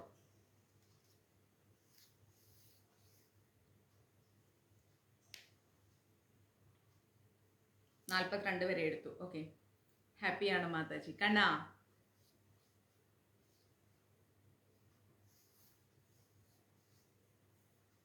നല്ല വെജിറ്റേറിയൻസ് ആവുക. ഒരുപാട് ഐറ്റംസ് നമുക്ക് വെജിറ്റബിളിൽ ഉണ്ടാക്കാൻ പറ്റും. സീരിയസ്ലി നല്ല ടേസ്റ്റി ആയിട്ട് ഉണ്ടാക്കാൻ പറ്റും. എന്നിട്ട് ഒന്നും വേണ്ടപ്പാ, ഒരു ചെറിയ സിമ്പിളായിട്ടൊരു കാര്യം പറഞ്ഞുതരാം. നമ്മുടെ കടലയില്ലേ, ബ്രൗൺ കടല, കുറച്ച് വെള്ളത്തിലിട്ട് വെക്കുക. ഒരു ദിവസം രാത്രി കുറച്ച് ഉപ്പിട്ട് വെക്കുക, അവിടെ കിടന്നോട്ടെ.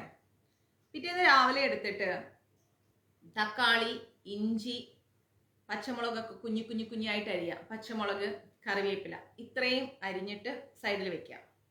ഒരു ചീനച്ചട്ടി എടുത്തിട്ട് അതിലേക്ക് കുറച്ച് വെളിച്ചെണ്ണ, കുറച്ച് മതി കേട്ടോ, ഒരുപാട് ഒഴിക്കണ്ട, കുറച്ച് വെളിച്ചെണ്ണ ഒഴിച്ചിട്ട് ഒരു ഏലക്ക, ഒരു കഷ്ണം പട്ട, ഒരു കഷ്ണം ഗ്രാമ്പു, കഷ്ണമല്ല, ഒരു കുഞ്ഞ് ഗ്രാമ്പു, പിന്നെ പെരിഞ്ജീരകം, കുറച്ച് പെരിഞ്ജീരകം ഇട്ടിട്ട് ഒന്ന് ചൂടാക്കുക. സിമ്മിൽ വെച്ച് ചൂടാക്കണം, ഗ്യാസ് കിട്ടാനില്ല.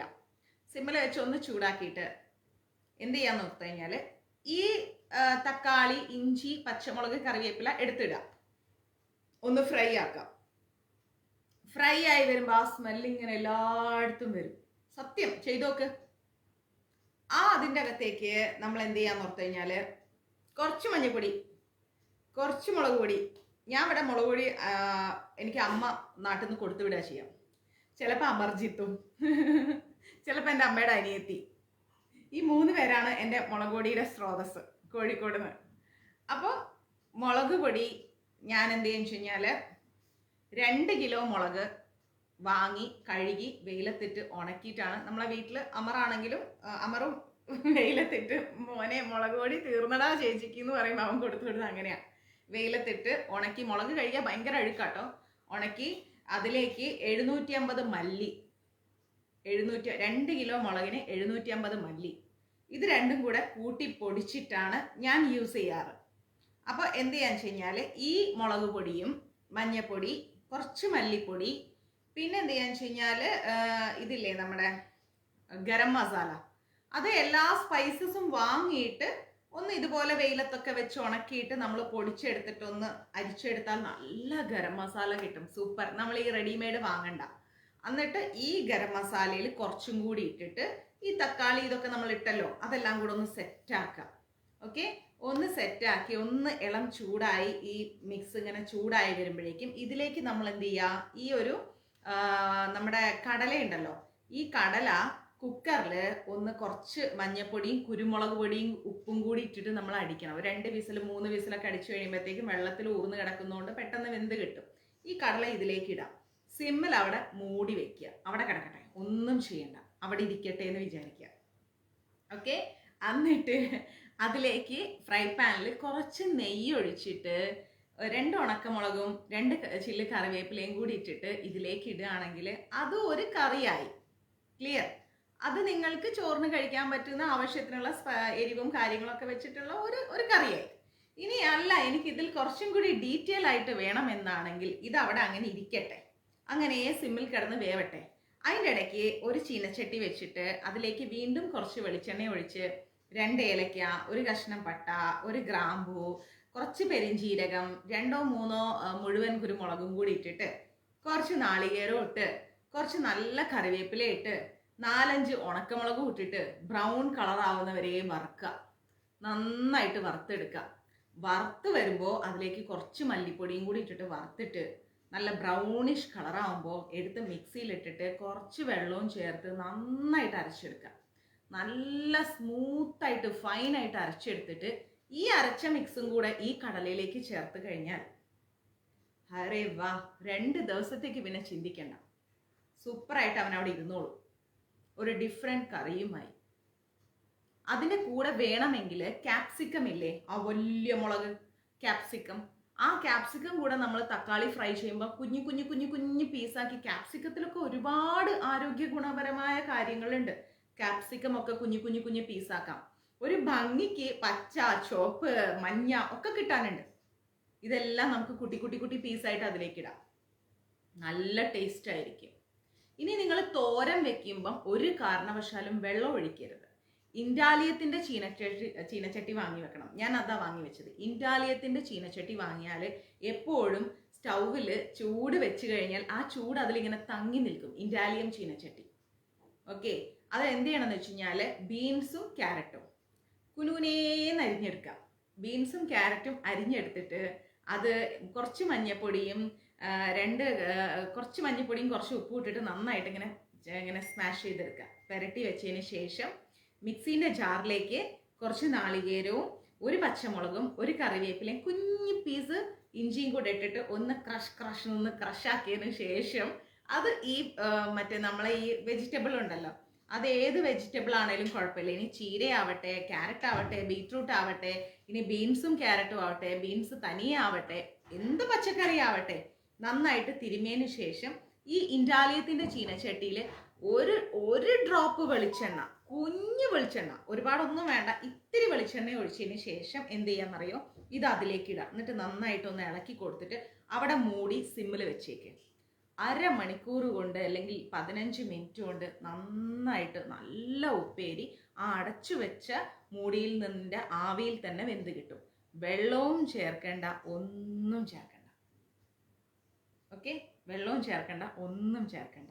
ഇതൊന്ന് ശരിയാക്കി ഒരു ടിന്നയച്ചു. അവിടെ എത്തുമ്പോഴത്തേ ചീത്തയായി പോകും മനുഷ്യൻ. ഓണം ആലപ്പുഴയിൽ വരുമ്പോൾ വീട്ടിൽ നിന്ന് ഞാൻ ഉണ്ടാക്കിത്തരാം. അങ്ങനെ നമ്മൾ കുറച്ച് വ്യത്യസ്തമായ രീതിയിലൊക്കെ കുക്കിംഗ് ചെയ്യുകയാണെങ്കിൽ നമുക്കൊന്നും നോക്കണ്ടെന്നേ, നല്ല സൂപ്പറായിട്ട് കിട്ടും, നല്ല രസകരമായ രീതിയിൽ കിട്ടും. ഇതിൻ്റെ കൂടെ ഡെയിലി എന്ത് ചെയ്യണമെന്ന് അറിയാമോ? നെല്ലിക്ക ഇല്ലേ, നെല്ലിക്ക വാങ്ങിയിട്ട് കുനുകുനേന്ന് ചെറിയ ചെറിയ പീസുകളാക്കാം. ആ പീസുകളാക്കിയതിലേക്ക് നമ്മുടെ സാധാ ഉപ്പല്ല, വേറൊരു ഉപ്പ് കിട്ടാനില്ലേ, ബ്ലാക്ക് സോൾട്ട് എന്ന് പറയും. ആമസോണിൽ നോക്കിയാൽ കിട്ടും നിങ്ങൾക്ക് ബ്ലാക്ക് സോൾട്ട്.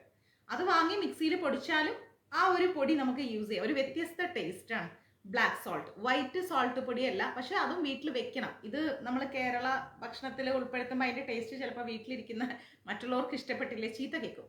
അപ്പോൾ ഈ ബ്ലാക്ക് സോൾട്ട് എന്ന് പറയുന്ന ഈ പൊടി വാങ്ങിയിട്ട്, അല്ലെങ്കിൽ അത് വാങ്ങി മിക്സിയിൽ പൊടിച്ചാലും മതി.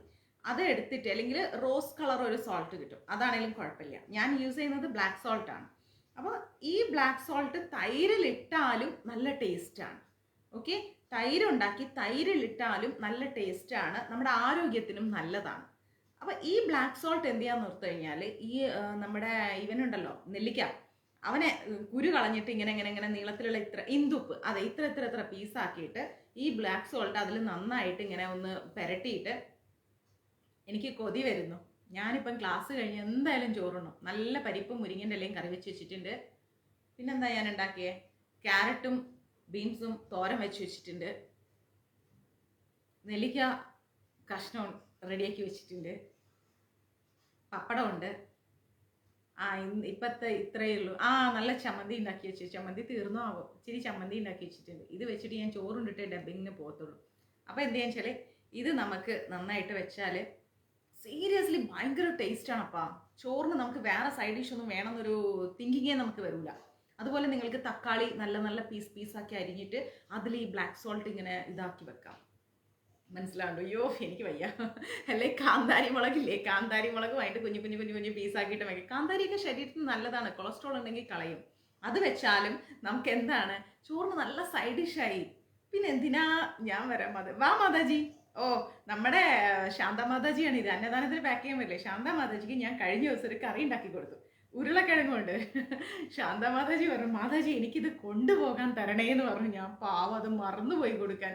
എനിക്ക് ഭയങ്കര സങ്കടമായി. അത് പോയപ്പോഴാണ് ഞാൻ ഓർദ്ദേശു, അതിന് ഞാൻ കറി കൊടുത്തില്ലല്ലോ ഭഗവാനേന്ന്.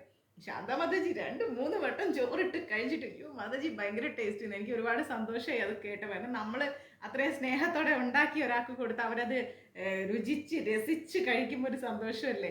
മാതാജിക്ക് അന്നദാനം പാക്ക് ചെയ്യണ്ടാകുമ്പോൾ ഞാൻ പറയാം, അവിടെ ഫുഡ് ഉണ്ടാക്കണം, ഇങ്ങനെ പോരെന്ന് പറയും. ഞങ്ങളെല്ലാവരും ഇവിടെ ഒരുമിച്ച് ഇരുന്നിട്ടാണ് കഴിക്കുക.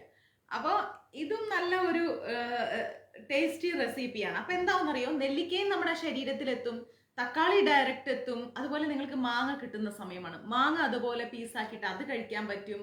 അങ്ങനെയൊക്കെ ഒത്തിരി സംഭവങ്ങൾ നമ്മളിങ്ങനെ ഇതിൻ്റെ കൂടെ ആഡ് ചെയ്യുമ്പോണ്ടല്ലോ. ഇനി ഉണ്ടാക്കിത്തരാം.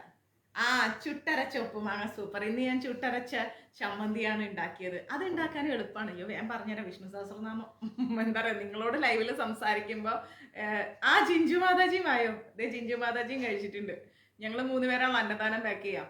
ചിഞ്ചു മാതാജി, ഞാൻ, ശാന്ത മാതാജി. മാതാജി ആയോ, 1-ാം തീയതി വരുമ്പോൾ ഞാൻ സ്പെഷ്യൽ ഒരു കറി ഉണ്ടാക്കി വെക്കാം, വരും. അപ്പോൾ എന്താ പറയുക, ലൈവിൽ നിങ്ങളോട് ഇങ്ങനെ പറഞ്ഞുകൊണ്ടിരിക്കുമ്പം രസമാണ്. പക്ഷെ അതല്ലാത്ത ആൾക്കാർ കേൾക്കുമ്പോൾ ഇവരെന്താ ലൈവ് വിഷ്ണു സഹസ്രനാമം എടുക്കാണ്ട് ഇതൊക്കെ എടുത്തുകൊണ്ട് പോണേന്ന് ചിന്തിക്കും. എനിവേ സാറില്ലേ, എപ്പോൾ പറഞ്ഞുതരാം. ചുട്ടരച്ച് ചമ്മന്തി ഉണ്ടാക്കാനേ ഈ പപ്പടക്കോലില്ലേ, പപ്പടക്കോല് വാങ്ങിയിട്ട് നമ്മുടെ ഈ നീളത്തിലുള്ള മുളകില്ലേ, അത് അതിൻ്റെ മുകളിൽ ഇങ്ങനെ കോർത്തെടുത്തിട്ട് ഗ്യാസിലോ അടുപ്പിലോ ഒന്ന് ജസ്റ്റ് കാണിച്ചാൽ ഇത് നന്നായിട്ട് ഇങ്ങനെ ഒരു ബ്ലാക്ക് കളറാവും. ഒത്തിരി കരിക്കരുത് കേട്ടോ, ബ്ലാക്ക് കളറാവും. എന്നിട്ട് പോരെ മേഡം പ്രഭു, നാളികേരം ഒരു കഷ്ണം ഇഞ്ചി, വെളുത്തുള്ളി ഉപയോഗിക്കുന്നവരുണ്ടെങ്കിൽ വെളുത്തുള്ളിയും ചെറിയുള്ളി ഇട്ടോളൂ, പക്ഷെ ഞാനത് സപ്പോർട്ട് ചെയ്യില്ല. പക്ഷെ ഞാൻ പറയുകയാണ്. പിന്നെ കറിവേപ്പില, നല്ല നാടൻ കറിവേപ്പില വേണം, കടയിൽ നിന്ന് വാങ്ങരുത്. നമ്മൾ കറിവേപ്പില വീട്ടിൻ്റെ മുറ്റത്ത് ഉണ്ടാക്കിയെടുക്കണം. എന്നിട്ട് അതിൻ്റെ ഒരു ചില്ല് കറിവേപ്പിലയും ആ ചില്ലും കൂടി എടുത്ത് അതിലേക്ക് അങ്ങ് ഇട്ടിട്ട് ഈ മുളകും ഇട്ടിട്ട് ഒരു ഇച്ചിരി വാളംപൊളിയും നല്ല കല്ലുപ്പും കൂടി ഇട്ടിട്ട് നന്നായിട്ട് അങ്ങോട്ട് അരച്ചെടുക്കുക. നാളികേരം കുറയ്ക്കണം കേട്ടോ, കുറച്ച് നാളികേരം. ഒരുപാട് നാളികേരം ഇട്ടാൽ അതിൻ്റെ രുചി ഉണ്ടാവും, പക്ഷെ വേറൊരു ടേസ്റ്റ് ആയിരിക്കും. കുറച്ച് നാളികേരവും കുറച്ചധികം ഈ എന്താ പറയുക നമ്മുടെ ഇതുണ്ടല്ലോ ആ മുളക്.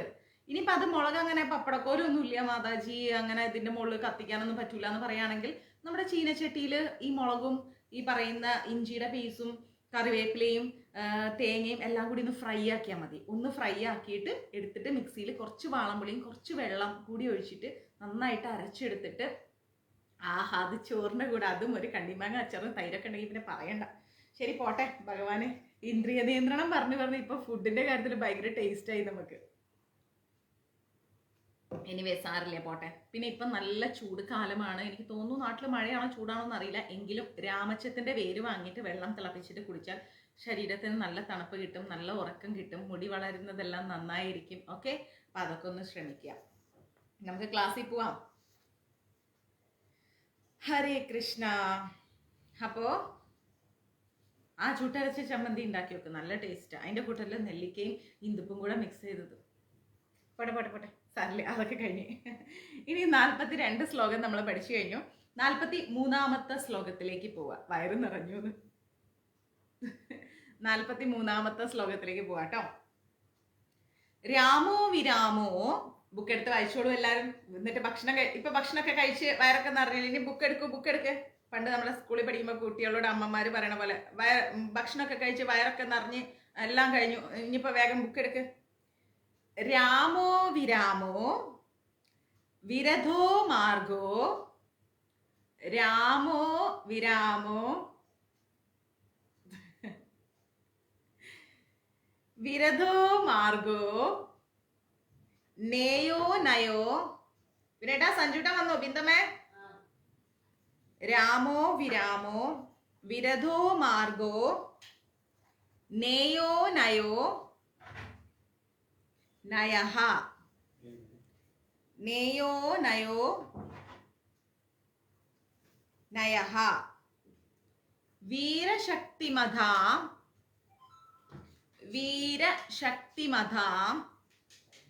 ശ്രേഷ്ഠോ. വീരശക്തിമതാം ശ്രേഷ്ഠോ ധർമ്മോ ധർമ്മ വിദുത്തമ.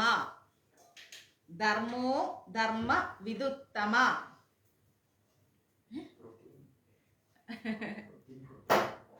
സഞ്ജുടൻ വേഗം ജിമ്മിന്ന് പോയി അടുക്കളയിൽ നോക്കിയിട്ട് സോയയുടെ ഫ്രൈ കണ്ടപ്പോ പ്രോട്ടീൻ. ഇനി ഒരു നല്ല ഒരു കുടിക്കുന്ന ഒരു സാധനം ഞാൻ പറഞ്ഞുതരാം.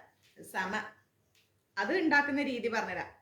കറിക്കൂട്ട് കഴിഞ്ഞ് ഇനി അടുത്തൊരു കുടിക്കുന്ന ഒരു സാധനം ഉണ്ടാക്കാൻ, ഒരു സംഭവം കുടിക്കുന്ന ഒരു സാധനം നമുക്ക് ഉണ്ടാക്കാം. അത് പറഞ്ഞുതരാം കേട്ടോ. വെയിറ്റ് ക്ലാസ് പോട്ടെ. രാമോ വിരാമോ വിരധോ മാർഗോ നേയോ നയോ നയഃ. വീരശക്തിമതാം. ഓക്കെ ടീച്ചർന്ന്. വീരശക്തിമതാം ശ്രേഷ്ഠോ ധർമ്മോ ധർമ്മ വിദുത്തമ. എന്താണ് അതിന്റെ അർത്ഥം എന്ന് വെച്ചാൽ, രാമോ യോഗികൾ രമിക്കുന്ന നിത്യാനന്ദ സ്വരൂപൻ, അതായത് രമണീയമായ രൂപം ധരിച്ച ദശരഥ പുത്രനായിരിക്കുന്ന രാമൻ. ഭഗവാനെ അറിയാലോ, അതാണ് രാമോ. വിരാമോ എന്ന് പറഞ്ഞാൽ എല്ലാ പ്രാണികളുടെയും വിരാമം, അന്തം ആരിലുണ്ടോ അവൻ. എല്ലാ പ്രാണികൾ മരിച്ചു കഴിഞ്ഞാൽ, നമ്മൾ മരിച്ചു കഴിഞ്ഞാൽ നമ്മുടെയൊക്കെ അവസാനം ഭഗവാനിലേക്കാണ്. അതുകൊണ്ടാണ് ഭഗവാന് വിരാമോ എന്ന് വിളിക്കുന്നത്. വിരാമോ. വിരദഹ.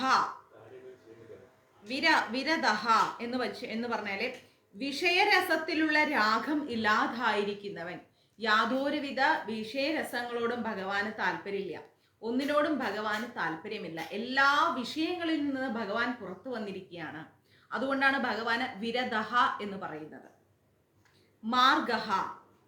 മാർഗഹ എന്ന് വെച്ച് കഴിഞ്ഞാൽ മുമുക്ഷുക്കളായ രോഗികളാൽ അമരത്വത്തെ പ്രാപിക്കുവാൻ അവലംബിക്കപ്പെടുന്നവൻ. മുമുക്ഷുക്കളായിരിക്കുന്ന യോഗികളാൽ അമരത്വത്തെ പ്രാപിപ്പിക്കുവാൻ, അതായത് മുമുക്ഷുക്കളായ യോഗികൾ, ഒരുപാട് നമ്മുടെ എന്താ പറയാ, മോക്ഷം ലഭിക്കുന്ന യോഗികളൊക്കെ എന്തിനാണ് ആ ഒരു ലെവലിലേക്ക് പോകുന്നത്? മോക്ഷം കരസ്ഥമാക്കാൻ, അല്ലെ? അങ്ങനെ മോക്ഷം ആഗ്രഹിക്കുന്ന യോഗികളാൽ അമരത്വത്തെ പ്രാപിക്കുവാൻ. മോക്ഷം ലഭിക്കുന്ന യോഗികൾക്ക് മരണമില്ല, അവർ സദാ ഭഗവാനിൽ ജീവിക്കുന്നു. അങ്ങനെ അമരത്വത്തെ നമ്മൾക്ക് നൽകുന്നത് ഭഗവാനാണ്. നേയഹ, നേയഹ എന്ന് വെച്ചാൽ സമജ്ഞമായിരിക്കുന്ന ജ്ഞാനം കൊണ്ട് ജീവനെ പരമാത്മാവിലേക്ക് നയിക്കുന്നവൻ. നമ്മൾ ഒരുപാട് അറിവുകളൊക്കെ കരസ്ഥമാക്കി കഴിഞ്ഞാൽ നമ്മളൊരു ധാർമ്മികമായിരിക്കുന്ന ആധ്യാത്മികമായ ജീവിതത്തിലേക്ക് വരും, അല്ലെ? അങ്ങനെ വന്നു കഴിഞ്ഞാൽ നമുക്ക് എന്തായി? ഭഗവാന്റെ ആ ഒരു പരമാത്മാവായിരിക്കുന്ന ആ ഭാവത്തിലേക്ക് നമ്മളെ ആര് നയിക്കുന്നു? ഭഗവാൻ നയിക്കുന്നു. അതുകൊണ്ട് ഭഗവാനെ നമ്മൾ നേയഹ എന്ന് വിളിക്കുന്നു, നേയഹ എന്ന് വിളിക്കുന്നു. ഇനി നയഹ, നയഹ നയിക്കുന്നവൻ, സമജ്ഞ ജ്ഞാന രൂപമായ നേതാവ്. ഒരു സാധനം കാണിച്ചു സഞ്ജു, മമ്മിക്ക് നീ ബീട്രൂട്ടിന്റെ തന്നില്ലല്ലോ, നീ ഒറ്റയ്ക്ക് കുടിച്ചല്ലേ? ഒരു ബീട്രൂട്ടിന്റെ സാധനമുണ്ട്, ഞങ്ങളത് ഉണ്ടാക്കാറുണ്ട്. ഞാൻ വൈകിട്ട് അവനോട് പറഞ്ഞു, നീ ഉണ്ടാക്കി സഞ്ജു, മമ്മിക്ക് നടാറുണ്ട്.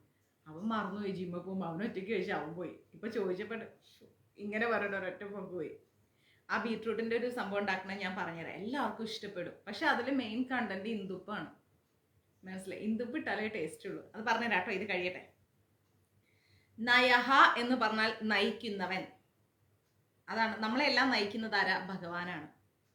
അനയഹ, അനയഹ എന്ന് പറഞ്ഞാൽ നേതാവായി മറ്റാരുമില്ലാത്തവൻ. ഭഗവാനേക്കാൾ മുകളിൽ ആരുമില്ല, ഭഗവാനാണ് ഏറ്റവും വലിയ നേതാവ്, അല്ലെ? ഭഗവാന്റെ മുകളിൽ ആരുമില്ല.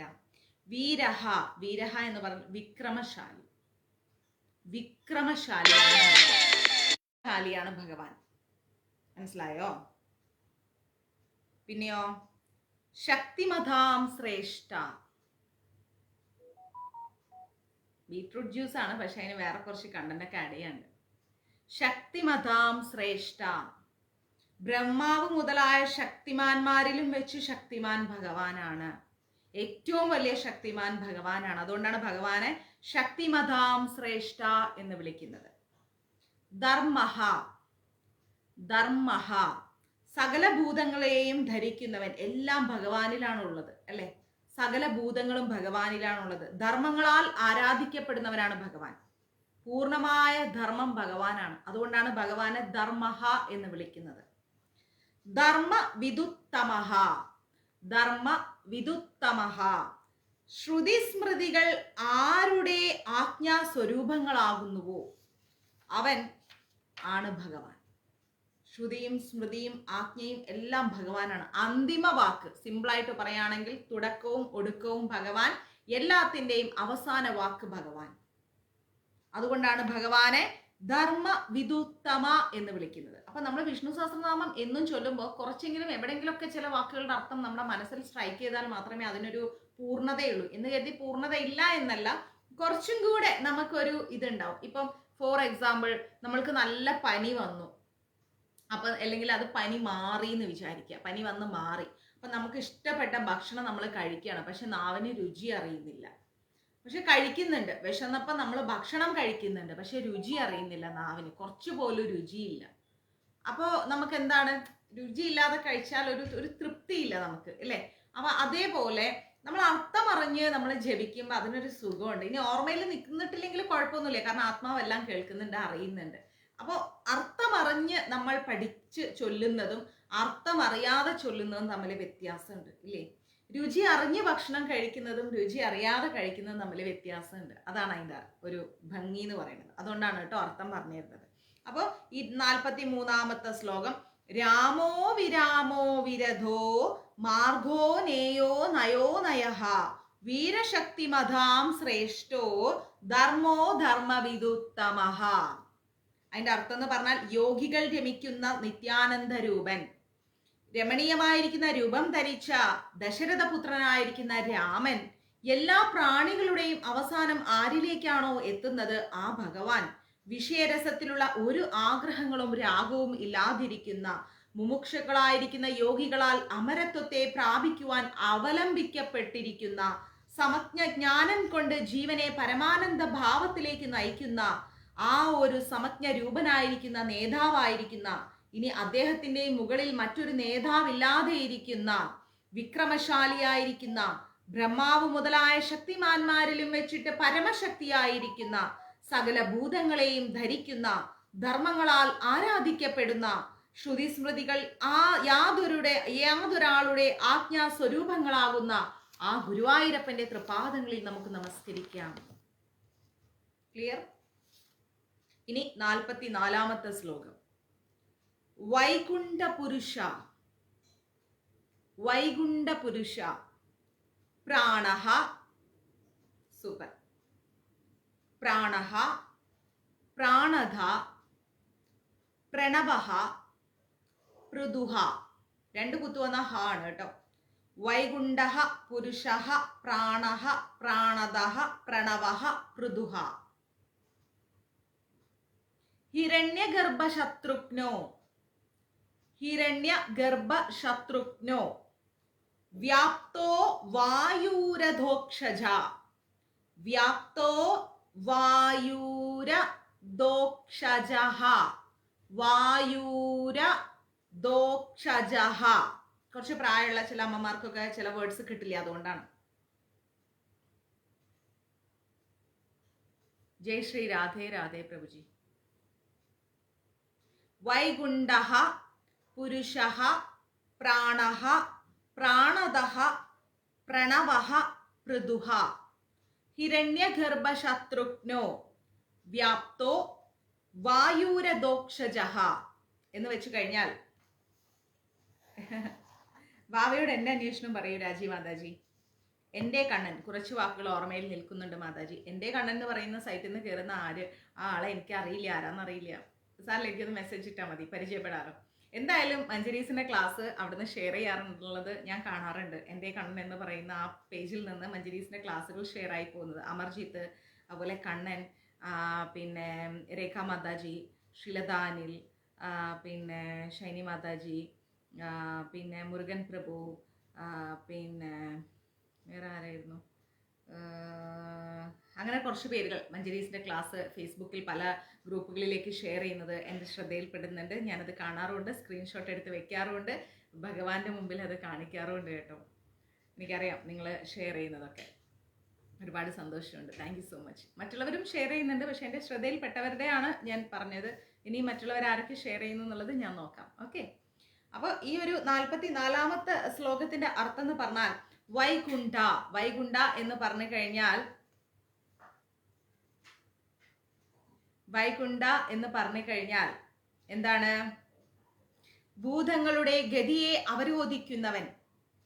അതായത് നമ്മളൊരു തെറ്റായ വഴിയിലേക്കാണ് പോകുന്നതെങ്കിൽ ആ വഴിയെ അവരോധിക്കും, ആ വഴിക്ക് നമ്മളെ വിടില്ല, എങ്ങനെയെങ്കിലും നമ്മളെ ഭഗവാനിലേക്ക് അടുപ്പിക്കും. അപ്പൊ ഭൂതങ്ങൾ എന്നിവിടെ പറയുന്നത് നമ്മളെ പോലുള്ള ആളുകളാണ്. അപ്പൊ ഏതൊരു വ്യക്തിയാണോ തെറ്റായ വഴിയിലേക്ക് പോകുന്നത് ആ വഴി മാറ്റി, ആ ഗതിയെ മാറ്റിയിട്ട് നല്ല വഴിക്ക് നമ്മളെ കൊണ്ടുവരുന്നത്. സംഗീത, ഓക്കെ മോളെ. അപ്പോൾ ആ ഒരു നല്ല വഴിക്ക് നമ്മളെ കൊണ്ടുവരുന്നത്, നല്ല ഭൂതങ്ങളുടെ ഗതിയെ, തെറ്റായ ഗതിയെ മാറ്റി നല്ല വഴിക്ക് കൊണ്ടുവരുന്നതാണ് ഭഗവാൻ. അതുകൊണ്ടാണ് ഭഗവാനെ വൈകുണ്ഠനാഥ എന്ന് വിളിക്കുന്നത്. ഇനിയോ പുരുഷഃ. പുരുഷഃ എന്ന് പറയുന്നത് എല്ലാറ്റിൻ്റെയും മുമ്പ് വർത്തിക്കുന്നവൻ, എല്ലാത്തിൻ്റെയും മുമ്പ് വർത്തിക്കുന്നവൻ, എല്ലാ പാപങ്ങളെയും ഉത്തേജനം ചെയ്യുന്നവൻ,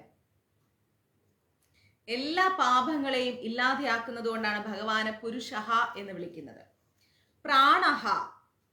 പ്രാണഃ എന്ന് പറഞ്ഞാൽ ക്ഷേത്ര രൂപത്തിൽ ജീവിച്ചിരിക്കുകയോ പ്രാണവായു രൂപത്തിൽ ചേഷ്ടിക്കുകയോ ചെയ്യുന്നത്. നമ്മളെല്ലാം പറയും എൻ്റെ ജീവൻ, എൻ്റെ ജീവൻ, എൻ്റെ ജീവൻ പ്രാണൻ എന്ന് പറയും. ഈ പ്രാണൻ ആരാ? ചിലപ്പോൾ പറയൂ എൻ്റെ ജീവനാണ്, എൻ്റെ പ്രാണനാണ് എന്നൊക്കെ പറയും. പക്ഷെ ഈ പ്രാണനും ജീവനൊക്കെ ഭഗവാനാണ്, മറ്റുള്ളവരല്ല. എൻ്റെ ജീവന്റെ ജീവനാന്നൊക്കെ പറയും നമ്മൾ, അല്ലേ? പക്ഷെ ആ ജീവന്റെ ജീവൻ ഭഗവാനാ, വേറെ ആരുമല്ല.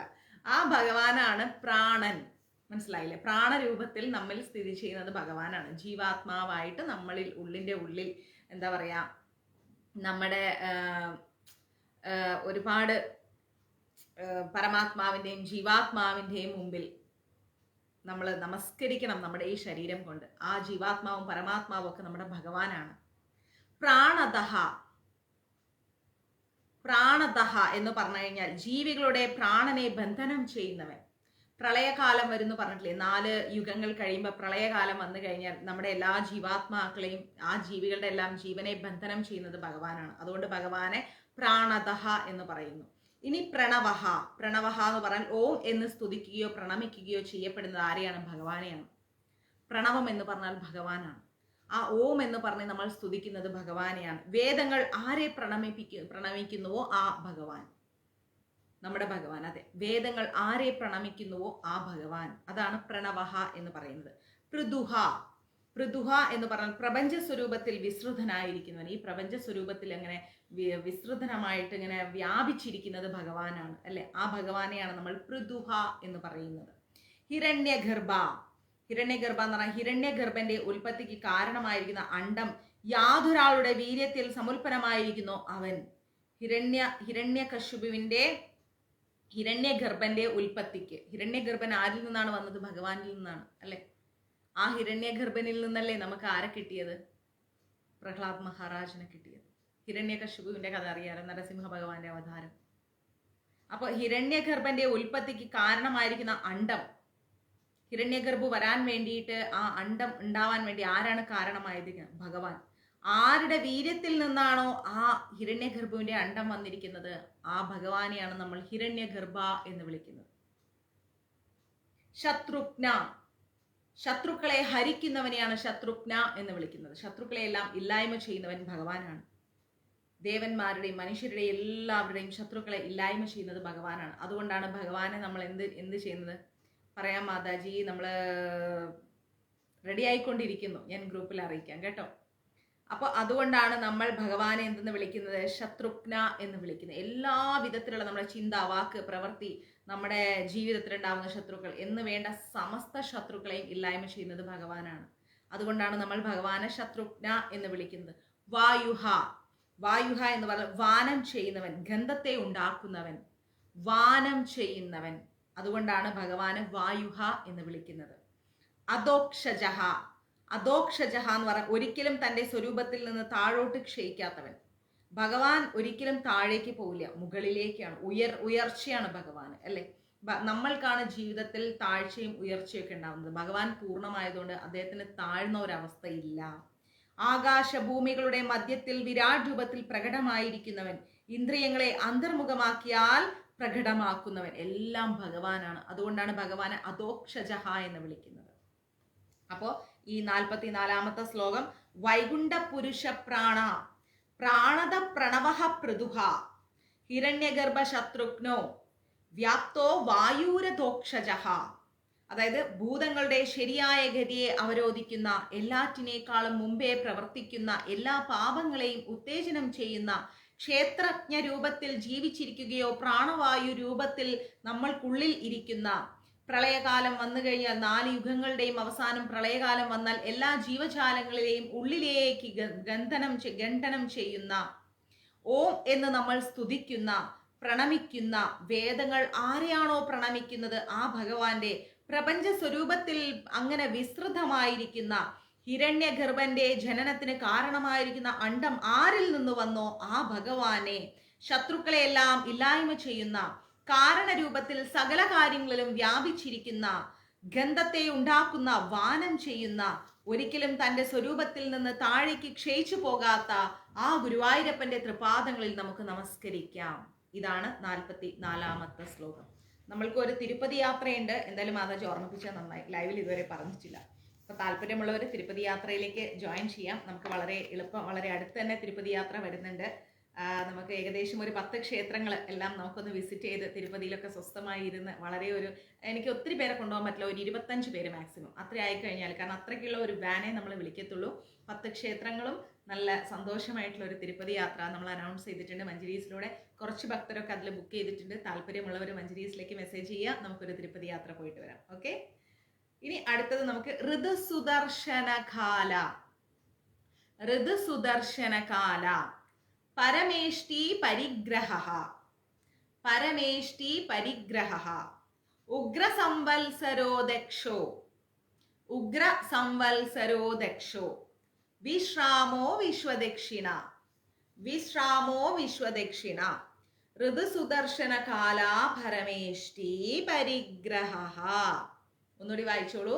ഋതു സുദർശനഃ കാലഃ പരമേഷ്ടി പരിഗ്രഹഃ.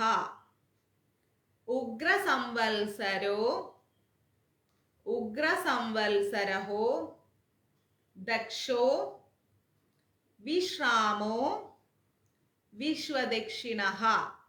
45-ാമത്തെ ശ്ലോകമാണ്. ഋതുഹ എന്ന് പറഞ്ഞു കഴിഞ്ഞാൽ കാലരൂപമായിരിക്കുന്ന ഋതു ശബ്ദത്താൽ ലക്ഷിതമായവൻ. കാലരൂപമായിരിക്കുന്ന ഋതു ശബ്ദത്താൽ ലക്ഷിതമായവനെയാണ് ഋതുഹ എന്ന് പറയുന്നത്. സുദർശനഹ, സുദർശനഹ എന്ന് പറഞ്ഞാൽ ആരുടെ ദർശനം മോക്ഷത്തെ ദാനം ചെയ്യുന്നുവോ, ഭഗവാനെ കണ്ടാൽ മോക്ഷം ഉറപ്പാണ്. ആരെയാണോ നമ്മൾ കണ്ടിട്ട് നമുക്ക് മോക്ഷം ലഭിക്കുന്നത്, ആ ഭഗവാനെയാണ് നമ്മൾ സുദർശനഹ എന്ന് വിളിക്കുന്നത്. നിർമ്മലമായിരിക്കുന്ന കണ്ണുകളോട് കൂടിയൻ, ഭഗവാന്റെ കണ്ണിന് ഭയങ്കര അട്രാക്ഷനാണ്. ആ നിർമ്മലമായിരിക്കുന്ന കണ്ണോട് കൂടിയിരിക്കുന്ന ഭക്തന്മാരാൽ എളുപ്പത്തിൽ കാണാവുന്ന ആ ഭക്തർക്ക് ഭഗവാനെ എളുപ്പം കാണാൻ സാധിക്കും. മനസ്സിലായില്ലേ? ഭഗവാൻ ദർശനം നമുക്ക് എളുപ്പം ലഭിക്കും. അങ്ങനെയുള്ള ഭഗവാനെ നമ്മൾ സുദർശനഹ എന്ന് വിളിക്കുന്നു. കാലഹ, കാലഹ എന്ന് പറഞ്ഞാൽ എല്ലാറ്റിനെയും ഗണനം ചെയ്യുന്നവൻ, കലനം ചെയ്യുന്നവൻ, അതാണ് കാലഹ എന്ന് പറയുന്നത്. പരമേഷ്ടി, പരമേഷ്ടി എന്നാൽ ഹൃദയമാകുന്ന ആകാശത്തിൽ പരമമായിരിക്കുന്ന സ്വമഹിമാവിൽ സ്ഥിതി ചെയ്യുന്ന സ്വഭാവമുള്ളവൻ.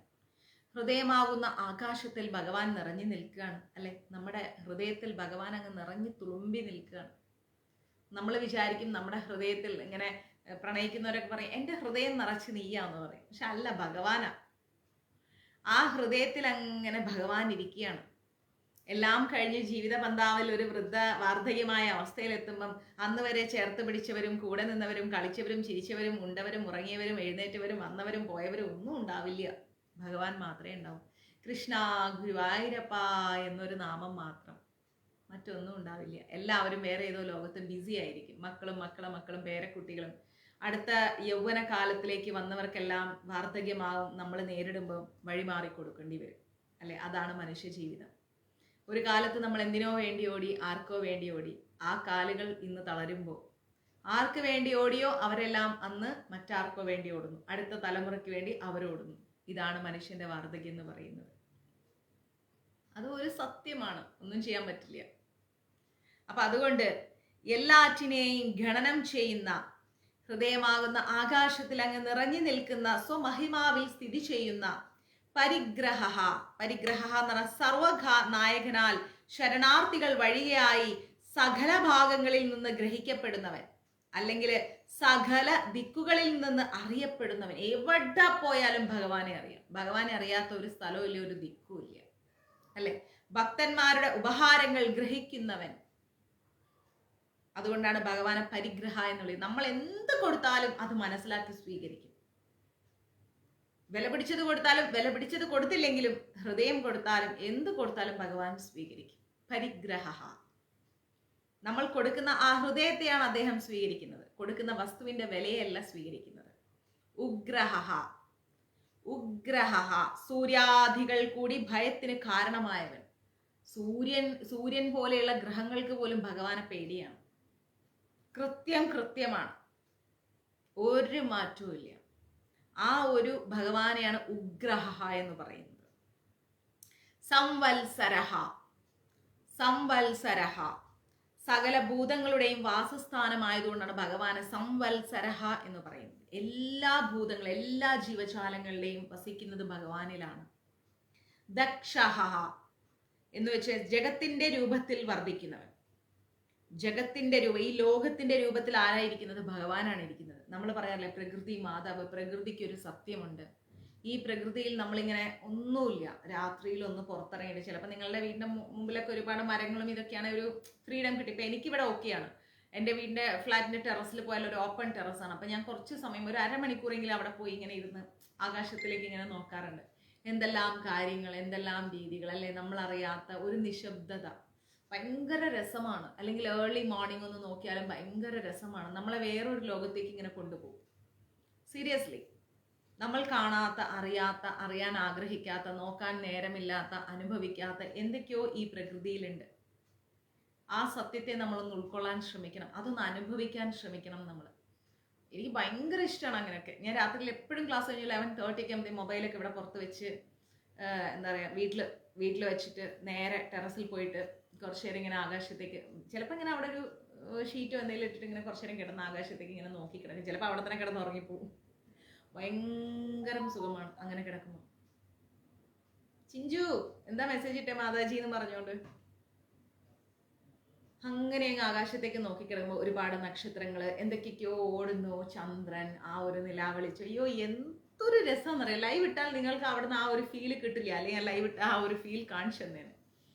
അങ്ങനെ ഒരു അവസ്ഥ നമ്മുടെ പ്രകൃതിയിലുണ്ട്. ആ പ്രകൃതി എന്ന് പറയുന്നത് ഭഗവാനാണ്. മനസ്സിലായില്ലേ? അപ്പോൾ സകല ജഗത്തിന്റെ രൂപത്തിൽ വർത്തിക്കുന്നത് ആ ഭഗവാനാണ്. സകല കാര്യാദികളിലും വളരെ വേഗത്തിൽ ചെയ്യുന്നത്. എന്ത് കാര്യത്തിലും ഭഗവാന്റെ സ്പീഡ് എന്ന് പറഞ്ഞാൽ നമുക്ക് അറിയാൻ പറ്റില്ല. നമ്മൾ അറിയാത്തൊരു സ്പീഡ് ഭഗവാനുണ്ട്. ഏതൊരു കാര്യത്തിലും കൃത്യതയോടുകൂടി ഭഗവാൻ ഇടപെടും. അതുകൊണ്ടാണ് ഭഗവാനെ നമ്മൾ വിശ്രാമ എന്ന് പറയുന്നത്. വിശ്വദക്ഷിണ എന്ന് വെച്ചാൽ സകലതിനേക്കാൾ സമർത്ഥൻ, എല്ലാത്തിനേക്കാളും. അതിന് ഫോൺ ഞാൻ താഴെ വെച്ചിട്ടാ പോവാ. മൊബൈലെന്ന് പറഞ്ഞാൽ എനിക്കിങ്ങനെ ദേഷ്യം വരും, എപ്പോഴും അടിച്ചുകൊണ്ടിരിക്കും. അപ്പം ഞാൻ അങ്ങനെയൊക്കെ പോകുമ്പോൾ ഞാൻ മൊബൈൽ ഇവിടെ വീട്ടിൽ തന്നെ വയ്ക്കും. സൈലൻറ്റിലിട്ട് വീട്ടിൽ വെച്ചിട്ട് നേരെ മേളിൽ പോകും. ചിലപ്പോൾ ഞാൻ ഏതെങ്കിലും ബുക്കും കൊണ്ടാണ് പോവുക. കുറച്ച് വെളിച്ചൊക്കെ ഉണ്ടാവും. ആ ബുക്കും കൊണ്ടുപോയിട്ട്, ഇവിടെ ഒത്തിരി ബുക്സ് ഉണ്ട്, അപ്പോൾ ആ ബുക്സും കൊണ്ടുപോയിട്ട് അവിടെ ഇരുന്ന് കുറച്ച് നേരം ബുക്സ് വായിച്ച് അങ്ങനെ കിടന്നു. ഇപ്പോൾ വായിക്കുന്ന ബുക്ക് ഏതാ അറിയോ? നിങ്ങളെ പഠിപ്പിക്കാനാ. കാണിച്ചെന്നാൽ പിന്നെ ഇനി കളിയാക്കാൻ തുടങ്ങി. മാതാജിക്ക് എന്താ മാതാജി, എനിക്ക് ഭയങ്കര ഇഷ്ടമാണ് അദ്ദേഹത്തെ. ഭയങ്കര ഇഷ്ടം എന്ന് പറഞ്ഞാൽ ഭയങ്കര ഇഷ്ടമാണ്. ഇപ്പം ഞാൻ അങ്ങനെ അറിയാൻ ശ്രമിച്ചുകൊണ്ടിരിക്കുക. കൂടുതൽ കിട്ടാത്തടുത്തുനിന്ന് വരുത്തിച്ചതാ. ശ്രീ ശങ്കരാചാര്യർ, അദ്ദേഹത്തിന്റെ ജീവചരിത്രം വായിച്ചിട്ട് കണ്ടില്ലേ? ഇതുവരെ ആക്കി വെച്ചിരിക്കുക, മടക്കി വെച്ചിരിക്കുക. ഇനി ബാക്കി വായിക്കണം. ഇപ്പൊ അത് വായിച്ചുകൊണ്ടിരിക്കുക, അതിന്റെ വായനയിലാണ്. കുറെ ഉണ്ട് കേട്ടോ, കുറച്ചൊന്നല്ല. കാണിച്ചുതരാം.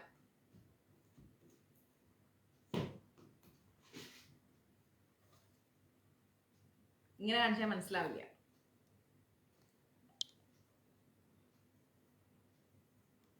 കുറെ ബുക്സ് ഉണ്ട്. വായന നമ്മുടെ ഒരു ശ്വാസമാണ്. അതുകൊണ്ടാണ്. അപ്പം അങ്ങനെയുള്ള ഭഗവാനെയാണ് നമ്മൾ എന്തെന്ന് വിളിക്കുന്നത്? വിശ്വദക്ഷിണ എന്ന് വിളിക്കുന്നത്. മനസ്സിലായോ? അമർജിത്ത് നമ്മൾ പറഞ്ഞ സംഭവം, അമറിൻ്റെയും എൻ്റെയും ഒക്കെ ഒരു ഫ്യൂച്ചർ ടേസ്റ്റ് ഒന്നാണ്. ഞങ്ങളിങ്ങനെ പറയാറുണ്ട്. അവൻ പറയും, ചേച്ചി എൻ്റെ കമ്മിറ്റ്മെൻറ്റ്സ് എല്ലാം കഴിഞ്ഞാൽ ഞാൻ വരും ചേച്ചി, നമുക്ക് സന്യസിക്കാൻ പോകണം. ഞാൻ ഉറപ്പല്ലേ, നമുക്ക് കുറേ ക്ഷേത്രങ്ങളൊക്കെ പോയിട്ട് സന്യസിക്കണോടാ, നമുക്ക് പോടാന്ന് പറയും. അങ്ങനെ ഒരു ഗ്രൂപ്പ് ഉണ്ട് ഞങ്ങൾക്ക്. അപ്പം അതുകൊണ്ട് ഞങ്ങളുടെയൊക്കെ ടേസ്റ്റ് ഒന്നാണ്. അപ്പം ഞങ്ങളുടെ ഡിസ്കഷൻസും അങ്ങനെയുള്ള കാര്യങ്ങളാണ്. അപ്പോൾ ഇതിൽ പറയുന്നത്, ഋതുസുദർശന കാലേ പരമേഷ്ടി പരിഗ്രഹ ഉഗ്രസംവത്സരോ ദക്ഷോ വിശ്രാമോ വിശ്വദക്ഷിണ. ഇപ്പോഴല്ല കേട്ടോ, കുറേ കഴിഞ്ഞിട്ട് നമ്മൾ എന്താ പറയുക, വാർദ്ധക്യമൊക്കെ ആകുമ്പോൾ, നമ്മുടെ കമ്മിറ്റ്മെന്റ്സ് ഒക്കെ കഴിഞ്ഞ് ഫ്രീ ആകുമ്പോൾ അല്ലേ നമ്മുടെ, അങ്ങനെയൊക്കെ ചില പ്ലാൻസ് ഉണ്ട്. നോക്കാം ആരിലൊക്കെ വരണ്ടേ. ഇപ്പോൾ നമുക്കിങ്ങനെ കുറേ ക്ഷേത്രങ്ങളൊക്കെ ഇങ്ങനെ കറങ്ങി നടന്ന് കുറച്ച് അവിടെയൊക്കെ ഇരുന്ന് ഭജനയൊക്കെ ചെയ്ത് പ്രാർത്ഥിച്ച് ഭക്ഷണമൊക്കെ പ്രസാദമൊക്കെ കഴിച്ച് എന്തൊരു രസമായിരിക്കും അറിയാമോ. അങ്ങനെ ഒരു ചെറിയൊരു ഗ്രൂപ്പ് ഞങ്ങൾക്കുണ്ട്. മഞ്ചരീസിൻ്റെ ഉള്ളിൽ തന്നെ ഉണ്ട്. അങ്ങനെ ഓരോ യാത്രകൾ പ്ലാൻ ചെയ്യുന്ന വളരെ സിമ്പിളായിരിക്കും കേട്ടോ. ഒരുപാട് ഹൈഫൈ ഹോട്ടലുകളിലെ താമസങ്ങൾ അതൊന്നും ഉണ്ടാവില്ല, ഹൈഫൈ ഫുഡുകളൊന്നും ഉണ്ടാവില്ല. അങ്ങനെ പോകുന്നിടത്തൊന്നും കലകല സംസാരങ്ങൾ ഉണ്ടാവില്ല. ജപം അങ്ങനെയുള്ളൊരു മൈൻഡ് സെറ്റുള്ള കുറച്ച് ആൾക്കാരുണ്ട് ഈ മഞ്ചരീസിലും തന്നെ. എനിവേ, അതുകൊണ്ടാണ് ഭഗവാന് നമ്മൾ 45-ാമത്തെ ശ്ലോകത്തിലൂടെ പോവാണേ. അപ്പോൾ അതുകൊണ്ട് കാലരൂപമായിരിക്കുന്ന ഋതുശബ്ദത്തിൽ ലക്ഷിതമായിരിക്കുന്ന യാതൊരാളുടെ ദർശനം മോക്ഷത്തെ ദാനം ചെയ്യുന്നുവോ, ആരെ കണ്ടാലാണ് നമുക്ക് മോക്ഷം ലഭിക്കുന്നത്? നിർമ്മലങ്ങളായിരിക്കുന്ന കണ്ണുകളോട് കൂടിയിരിക്കുന്ന എല്ലാറ്റിനെയും ഖലനം ചെയ്യുന്ന, ഹൃദയത്തിന്റെ ഉള്ളിൽ എന്താണ് സ്വമഹിമാവിൽ സ്ഥിതി ചെയ്യുന്ന സ്വഭാവമുള്ള സർവനായകനായാൽ ശരണാർത്ഥികൾ വഴിയായി സകല ഭാഗങ്ങളിലും നിന്ന് ഗ്രഹിക്കപ്പെടുന്ന, സകല ദിക്കുകളിൽ നിന്ന് അറിയപ്പെടുന്ന, സൂര്യാദികൾ കൂടി ഭയപ്പെടുന്ന, സകല ഭൂതങ്ങളുടെയും വാസസ്ഥാനമായിരിക്കുന്ന, ജഗത്തിന്റെ രൂപത്തിൽ വർദ്ധിക്കുന്ന, മോക്ഷത്തെ നൽകുന്ന, സകലതിനേക്കാളും സമർത്ഥനായിരിക്കുന്ന ആ സാക്ഷാൽ ഗുരുവായൂരപ്പന്റെ തൃപാദങ്ങളിൽ നമുക്ക് നമസ്കരിക്കാം. വരൂ നമുക്ക് പോവാം. ഭയങ്കര സുഖസൗകര്യങ്ങളൊന്നും പ്രതീക്ഷിക്കാത്ത ആൾക്കാരുണ്ടെങ്കിൽ വരാം. നമുക്ക് ഉള്ളത് കൊണ്ട് ഓണം പോലെ അങ്ങനെ പോവാം. അതാണ് നമ്മളുടെ യാത്ര. പോകുന്നിടത്തെല്ലാം സ്വസ്ഥമായി കുറേ നേരം ഇരുന്ന് ജപിച്ച് പ്രാർത്ഥിച്ച് വായിച്ച്. സീരിയസ്ലി നിങ്ങളുടെ ലൈഫ് സ്റ്റൈൽ ഒന്ന് മാറ്റി വെക്ക്. കുറേ വായനയ്ക്ക് സമയം കണ്ടെത്തി വെക്ക്. ഭയങ്കര രസമാണ്. എനിക്ക് അങ്ങോട്ട് ഞാനേ ശങ്കരാചാര്യരുടെ പുസ്തകത്തിൽ നിങ്ങൾക്കൊരു കാര്യം പറഞ്ഞുതരാം. ഇന്ന് നമുക്ക് 45 സ്റ്റോപ്പ് ചെയ്യാം. എനിക്ക് വിശക്കുണ്ട്. ശങ്കരാചാര്യരുടെ പുസ്തകത്തിൽ ഞാൻ ഇന്നലെ വായിച്ച ഒരു കാര്യം ഇപ്പൊ പറഞ്ഞുതരാമേ. ഇതും ഒരു അറിവാണല്ലോ, അതുകൊണ്ടാണ്.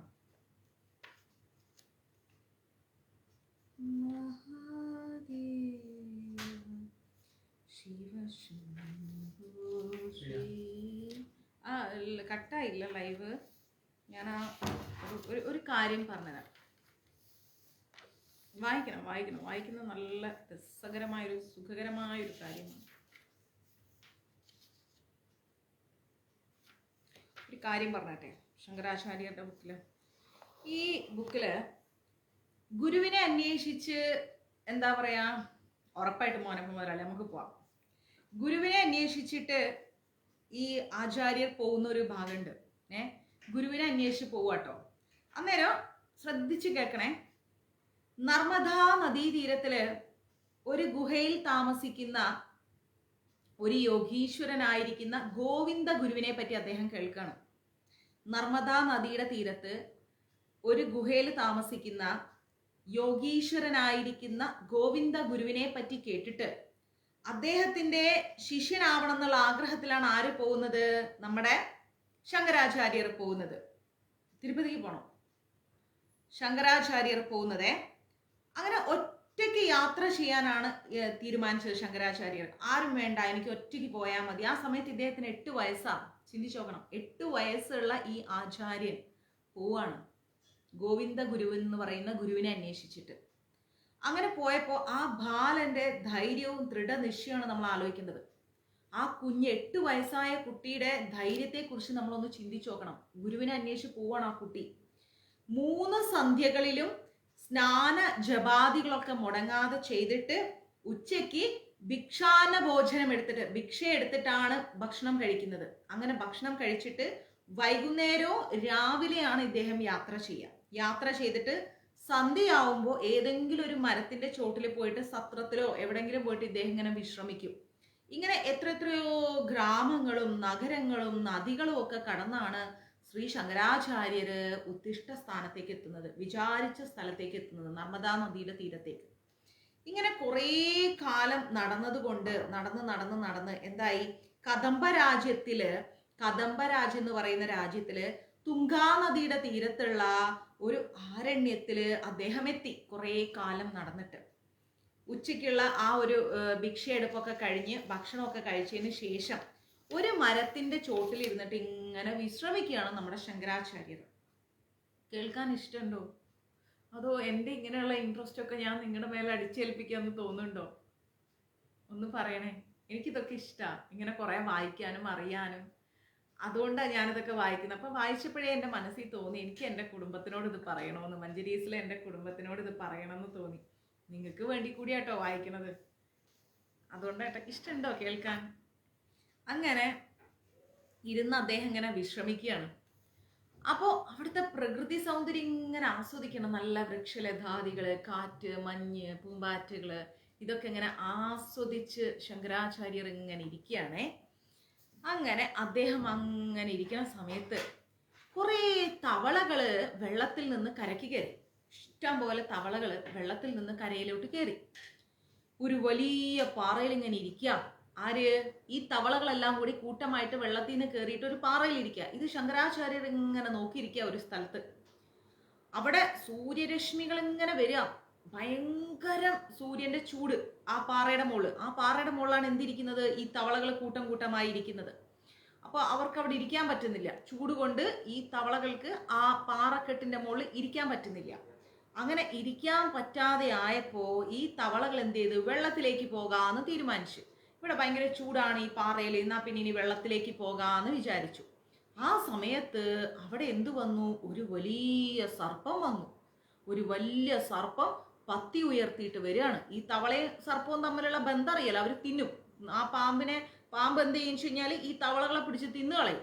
അപ്പൊ ഈ തവളകളെല്ലാം വെള്ളത്തിലേക്ക് പോകാന്ന് വിചാരിച്ചപ്പോൾ പത്തി വിടർത്തിയിട്ട് ഒരു പാമ്പ് വന്നു. ആ സമയത്ത് ഈ പാമ്പ് എന്ത് ചെയ്തു എന്നറിയാമോ? ഈ തവളകളെ കണ്ടപ്പോ തിന്നാനല്ല പോയത്. പാമ്പ് നേരെ പത്തി വിടർത്തിയിട്ട് ഈ തവളകൾക്ക് എന്ത് ചെയ്തു? ഒരു തണല് കൊടുത്തു. ഈ പാമ്പിന്റെ പത്തിന്റെ അടിയിൽ ഇങ്ങനെ പാമ്പ് നിന്നിട്ട് അതിന്റെ അടിയിൽ എന്തായി? കുറെ ഈ തവളകൾക്കെല്ലാം തണല് കൊടുത്തു, ആശ്വസിപ്പിച്ചു ഈ പാമ്പ്. കുറെ നേരം തവളകൾ ഇങ്ങനെ ഇരുന്നു ഈ പാമ്പിന്റെ പത്തിന്റെ അടിയിൽ. അത് കഴിഞ്ഞപ്പോ തവളകളെല്ലാം വെള്ളത്തിലേക്ക് പോയി. ഈ സർപ്പം വേറൊരു സ്ഥലത്തേക്കും പോയി. പൊതുവേ സർപ്പങ്ങൾ എന്ത് ചെയ്യും? ഈ തവളകളെ കണ്ട തിന്നുകളയും. ശങ്കരാചാര്യർ ആണെങ്കിലോ ഇതെല്ലാം നോക്കിയിരിപ്പ. പാമ്പ് വരുന്നു. 8 വയസ്സായ കുട്ടിയാണ് അദ്ദേഹം. ആലോചിച്ച് നോക്കണം, 8 വയസ്സായ ഈ കുഞ്ഞ് ഇതെല്ലാം നോക്കിയിരിക്കുകയാണ്. ഈ അത്ഭുതകരമായിരിക്കുന്ന കാര്യം കണ്ടപ്പോൾ ശങ്കരാചാര്യർക്ക് ഭയങ്കര അത്ഭുതം തോന്നി, വിസ്മയം തോന്നി. ഇതെന്താ? സ്വാഭാവികമായിട്ടും ശത്രുക്കളല്ലേ ഇവർ രണ്ടുപേരും. പക്ഷെ ഈ ജന്തുക്കൾ എങ്ങനെ ഇങ്ങനെ മിത്രങ്ങളായി? എന്തുകൊണ്ടായിരുന്നു അവർ ഈ പാമ്പും ഈ തവളകളും തമ്മിൽ ഇത്രയും സൗഹൃദം വന്നത്? സ്ഥാനത്തിന്റെ അപ്പോ ഇത് ശങ്കരാചാര്യർ മനസ്സിലാക്കി, ഇങ്ങനെ ഒരു മിത്രഭാവം ഇവർക്കിടെ ഉണ്ടാവണമെങ്കിൽ, ഇവർക്ക് രണ്ടുപേർക്കിടയിലും ഈ തവളയുടെയും പാമ്പിന്റെ ഇടയിൽ ഉണ്ടാവണമെങ്കിൽ ഈ സ്ഥാനം വളരെ പവിത്രമാണ്, സ്ഥാനമാഹാത്മ്യം തന്നെയാണ്, അത് ഉറപ്പാ. അദ്ദേഹം ഉറപ്പിച്ചു. അതിനെപ്പറ്റി ചോദിക്കാനൊന്നും അവിടെ ആരുമില്ല. ഈ സ്ഥലം എന്തോ പ്രത്യേകതയുള്ള സ്ഥലമാണ്, എന്തോ സ്ഥാനം, ഈ സ്ഥാനത്തിനൊരു മഹാത്മ്യമുണ്ട്. അല്ലെങ്കിൽ ഈ പറയുന്ന എന്താ പറയാ, ഈ പറയുന്ന മനസ്സിലായി കണ്ണാ, മനസ്സിലായി. ഈ പറയുന്ന പാമ്പ് എന്ത് ചെയ്യില്ല? തവളകൾക്ക് ആശ്രയം കൊടുക്കില്ല. അപ്പോൾ അത് ചോദിച്ചറിയണല്ലോ എന്ന് നമ്മുടെ ശങ്കരാചാര്യർ വിചാരിച്ചു. പക്ഷെ അവിടെ ആരുമില്ല ചോദിക്കാനൊന്നും. കുറേ ദൂരം ഇദ്ദേഹം നടന്നു. ശങ്കരാചാര്യർ അവിടെ നിന്ന് എഴുന്നേറ്റിട്ട് ഒത്തിരി ദൂരം നടന്നപ്പം അവിടെ ഒരു ഗിരിശൃംഗം കണ്ടു. അടുത്ത് ചെന്ന് നോക്കിയപ്പോൾ ഒരു സോപാന ശ്രേണി അവിടെ ഇങ്ങനെ ദൃശ്യമായി. അതിൽ കൂടി കയറി ചെന്ന്, ആ സോപാന ശ്രേണിയിലൂടെ കയറി ചെന്നിട്ട് ഒരു പർണകുടീരം കണ്ടു, ഒരു ആശ്രമം പോലെ കണ്ടു ശങ്കരാചാര്യർ. അവിടെ ഒരു വൃദ്ധനായ ഒരു തപസി എന്ത് ചെയ്യുന്നു? ഒറ്റയ്ക്ക് താമസിക്കുകയാണ്. ആ ഋഷിവര്യൻ, ഒരു തപസ് ചെയ്യുന്ന ഒരു ഋഷിവര്യൻ ആ ആശ്രമത്തിൽ ഒറ്റയ്ക്ക്, വൃദ്ധനാണ് അദ്ദേഹം, താമസിക്കുന്നു. അദ്ദേഹത്തെ ശങ്കരാചാര്യർ എന്ത് ചെയ്തു? വണങ്ങിയിട്ട് അദ്ദേഹത്തിന്റെ അടുത്ത് ഇങ്ങനെ നിന്നപ്പം ആ തപസി പറഞ്ഞു, മഹർഷി പറഞ്ഞു, വരൂ മോനെ എന്നൊക്കെ പറഞ്ഞിട്ട് അദ്ദേഹവും ശങ്കരാചാര്യരെ സ്വാഗതം ചെയ്തു. എന്നിട്ട് സൽക്കരിച്ചിരുത്തി. കുറച്ച് വർത്താനങ്ങളൊക്കെ പറഞ്ഞ് സംസാരിച്ചൊക്കെ കഴിഞ്ഞപ്പോൾ നമ്മുടെ ശങ്കരാചാര്യർ ചോദിച്ചു, എന്താണ് ഈ സ്ഥലത്തിന് ഇത്ര പ്രത്യേകത? ഈ സ്ഥാനത്തിന് എന്തോ ഒരു മഹാത്മ്യമുണ്ടല്ലോ, ഞാൻ ചില കാര്യങ്ങളൊക്കെ ഇവിടെ കണ്ടു എന്ന് പറഞ്ഞു. അപ്പോ അദ്ദേഹം പറഞ്ഞു, അദ്ദേഹം പറഞ്ഞു, ഇത് ഋഷ്യശൃംഖമുനിയുടെ ആശ്രമമാണ്. എന്താ പറഞ്ഞത്? മോനെ ശങ്കര, അപ്പോഴേക്ക് പേരൊക്കെ പറഞ്ഞു കൊടുത്തിട്ടുണ്ട്. അന്നേരം പറഞ്ഞു, മോനെ ഇത് ഋഷ്യശൃംഖമുനിയുടെ ആശ്രമമാണ് മോനെ എന്ന് പറഞ്ഞു. അവിടെ ഒരു ആശ്രമം സ്ഥാപിക്കണമെന്ന് ശങ്കരാചാര്യർ മനസ്സിൽ വിചാരിച്ചു. അദ്ദേഹം അറിഞ്ഞു ഇത് ഋഷ്യശൃംഖമുനിയുടെ ആശ്രമമാണ്.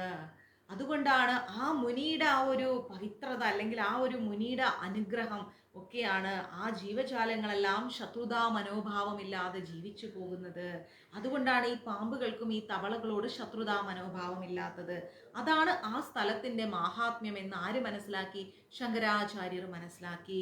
ഋഷ്യശൃംഖമുനിയുടെ ആശ്രമത്തിലാണ് അദ്ദേഹം ഇപ്പോൾ ഉള്ളത്. അപ്പൊ ശങ്കരാചാര്യർ മനസ്സിൽ വിചാരിച്ചു, ശരി, ഒരു കാര്യം ചെയ്യാം, എന്നാൽ ഇനി ഇവിടെ ഒരു ആശ്രമം സ്ഥാപിക്കണമെന്ന് അദ്ദേഹത്തിന്റെ 8ാമത്തെ വയസ്സിൽ ചിന്തിക്കുകയാണ്. ചിന്തിച്ചു നോക്കൂ, 8ാമത്തെ വയസ്സിൽ അദ്ദേഹം തീരുമാനിച്ചു അവിടെ ഒരു ആശ്രമം സ്ഥാപിക്കണമെന്ന്. ഇങ്ങനെ 8ാമത്തെ വയസ്സിൽ ഗുരുവിനെ അന്വേഷിച്ചിറങ്ങിയ ശങ്കരാചാര്യരുടെ മനസ്സിൽ തോന്നിയ ആ സങ്കല്പമാണ് പിന്നീട് ശൃംഗേരി മഠം സ്ഥാപിതമായത്. എത്ര പേര് ശൃംഗേരി മഠത്തിൽ പോയിട്ടുണ്ട്? ഈ കഥ എത്ര പേർക്കറിയാം? ഇങ്ങനെ ഋഷ്യശൃംഖമുനിയുടെ ആ സ്ഥാനത്ത് ചെന്ന ശങ്കരാചാര്യരുടെ സങ്കല്പ ഫലമായിട്ടാണ് ശൃംഗേരി മഠം സ്ഥാപിതമായത്. ക്ലിയർ? ശങ്കരാചാര്യർ ഇനി ഈ ബുക്ക് ആരും ചോദിക്കണ്ട, തരൂല. ഞാൻ തന്നെ ഒരാളോട് കൈയും കാലും പിടിച്ച് യാചിച്ച് വാങ്ങിച്ചോണ്ട് വന്നതാ, അദ്ദേഹത്തിന് കുറെ യാത്ര ചെയ്യിപ്പിച്ചിട്ട്. അപ്പോ ശൃംഗേരി മഠം സ്ഥാപിതമായത് എല്ലാവർക്കും മനസ്സിലായോ? നമ്മൾക്ക് 5 മിനിറ്റ് കൊണ്ട് ക്ലാസ് സ്റ്റോപ്പ് ചെയ്യാം. അതിൻ്റെ ഇടയ്ക്ക് നിങ്ങൾക്ക് ഇനിയും ഒരു അറിവ് ഞാൻ പകർന്നു തരാം. മനസ്സിലായോ?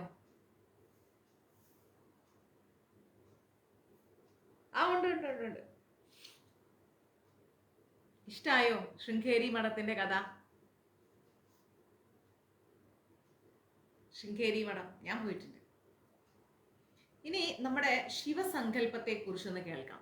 ഇതാണ് ഞാനൊരു ക്ലാസ് തുടങ്ങുമ്പോൾ പറഞ്ഞത്. ചിലത് ഞാൻ പറഞ്ഞുതരാന്ന്. പ്രസന്നാമ പോയത് എനിക്കറിയാം.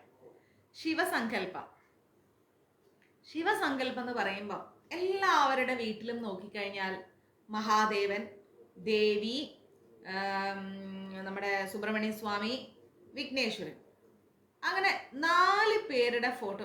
ശിവകുടുംബത്തിന്റെ ഫോട്ടോ. അയ്യോ ഇതിൽ 4 പേരും ഉണ്ടല്ലോ, എന്നാ പിന്നെ ശിവകുടുംബം മതി എന്നും പറഞ്ഞുകൊണ്ട് മോസ്റ്റ് ഓഫ് ദം ആൾക്കാർ എന്ത് ചെയ്തു? ഈ പറയുന്ന ഞാൻ കൊണ്ടുവരൂല ബുക്ക്, എനിക്കറിയാം. എൻ്റെ ബാഗിൽ നിന്ന് മുതലാളി എടുത്തോണ്ട് പോയി കളയും, എനിക്കറിയാം. അപ്പൊ എന്ത് ചെയ്യുന്ന കഴിഞ്ഞാല് രാജലക്ഷ്മി അമ്മ അപ്പൊ എന്താ വെച്ച് കഴിഞ്ഞാല് ശിവകുടുംബത്തിന്റെ ഫോട്ടോ വാങ്ങി വെക്കും. എന്താണ് യഥാർത്ഥത്തിൽ ഈ ശിവകുടുംബം? നമ്മളെ എന്താ പഠിപ്പിക്കുന്നത്? എല്ലാവർക്കും ശിവകുടുംബത്തിന്റെ ഫോട്ടോ ഇഷ്ടമാണ്, പലരും വീട്ടിൽ വാങ്ങി വെച്ചിട്ടുമുണ്ട്. പക്ഷെ എന്താണ് ശിവകുടുംബം? ശിവസങ്കല്പം എന്താണ് അറിയാമോ? ശ്രദ്ധിച്ചു കേട്ടോട്ടോ. ശിവസങ്കല്പം പോലെ എല്ലാം തികഞ്ഞ ഒരു സങ്കല്പമേ ഇല്ല, ഒരു ദേവതാഭാവമേ ഇല്ല. ക്ലിയർ? ശിവസങ്കല്പം പോലെ എല്ലാ ഭാവങ്ങളും തികഞ്ഞ ഒരു ദേവതാഭാവം വേറെയില്ല. എന്തുകൊണ്ടാണ് അങ്ങനെ പറയാൻ കാരണം? ഭഗവാൻ മഹേശ്വരന് വാഹനമായിട്ട് എന്താ ഉള്ളത്? ആ കാളയെ നോക്കുമ്പോ ഒരു വയസ്സൻ കാള, മനസ്സിലായോ? ഒത്തിരി വലിയ ഒരു വയസ്സായ കാള. നന്ദീശ്വരൻ നമ്മൾ പറയാറില്ലേ, നന്ദീശ്വര പ്രമദനാഥായ മഹേശ്വരായ നമോ നമ, അല്ലേ? അപ്പൊ കുറച്ച് തടിയും വലിപ്പവും മണ്ണും ഒക്കെ ഉള്ള ഒരു പ്രായമായ ഒരു കാള. അതാണ് മഹാദേവന്റെ വാഹനം. അതിന്റെ മുകളിൽ കൈ വെക്കുന്ന ഒരു സംഭവമുണ്ട്. ആ കാളയുടെ മേളിൽ മഹാദേവൻ കൈ വെക്കും. ആ കൈ വെക്കുന്ന ആ ഒരു മരക്കഷ്ണത്തിന് ഒരു പേര് പറയും. എന്താ മരക്കഷ്ണത്തിന്റെ പേര്? ആർക്കെങ്കിലും പറയാൻ പറ്റും നോക്കട്ടെ. ഇവരൊക്കെ ഇങ്ങനെ, മഹർഷിമാരൊക്കെ ഇങ്ങനെ കൈവെക്കില്ലേ, അങ്ങനെ മഹാദേവൻ കൈവെക്കുന്ന ഒരു മരക്കഷ്ണമുണ്ട്. ആ മരക്കഷ്ണത്തിന്റെ പേരെന്താ നോക്കട്ടെ, ആരേലും പറയുമോ? ആർക്കാ പറയാൻ കിട്ടണേ?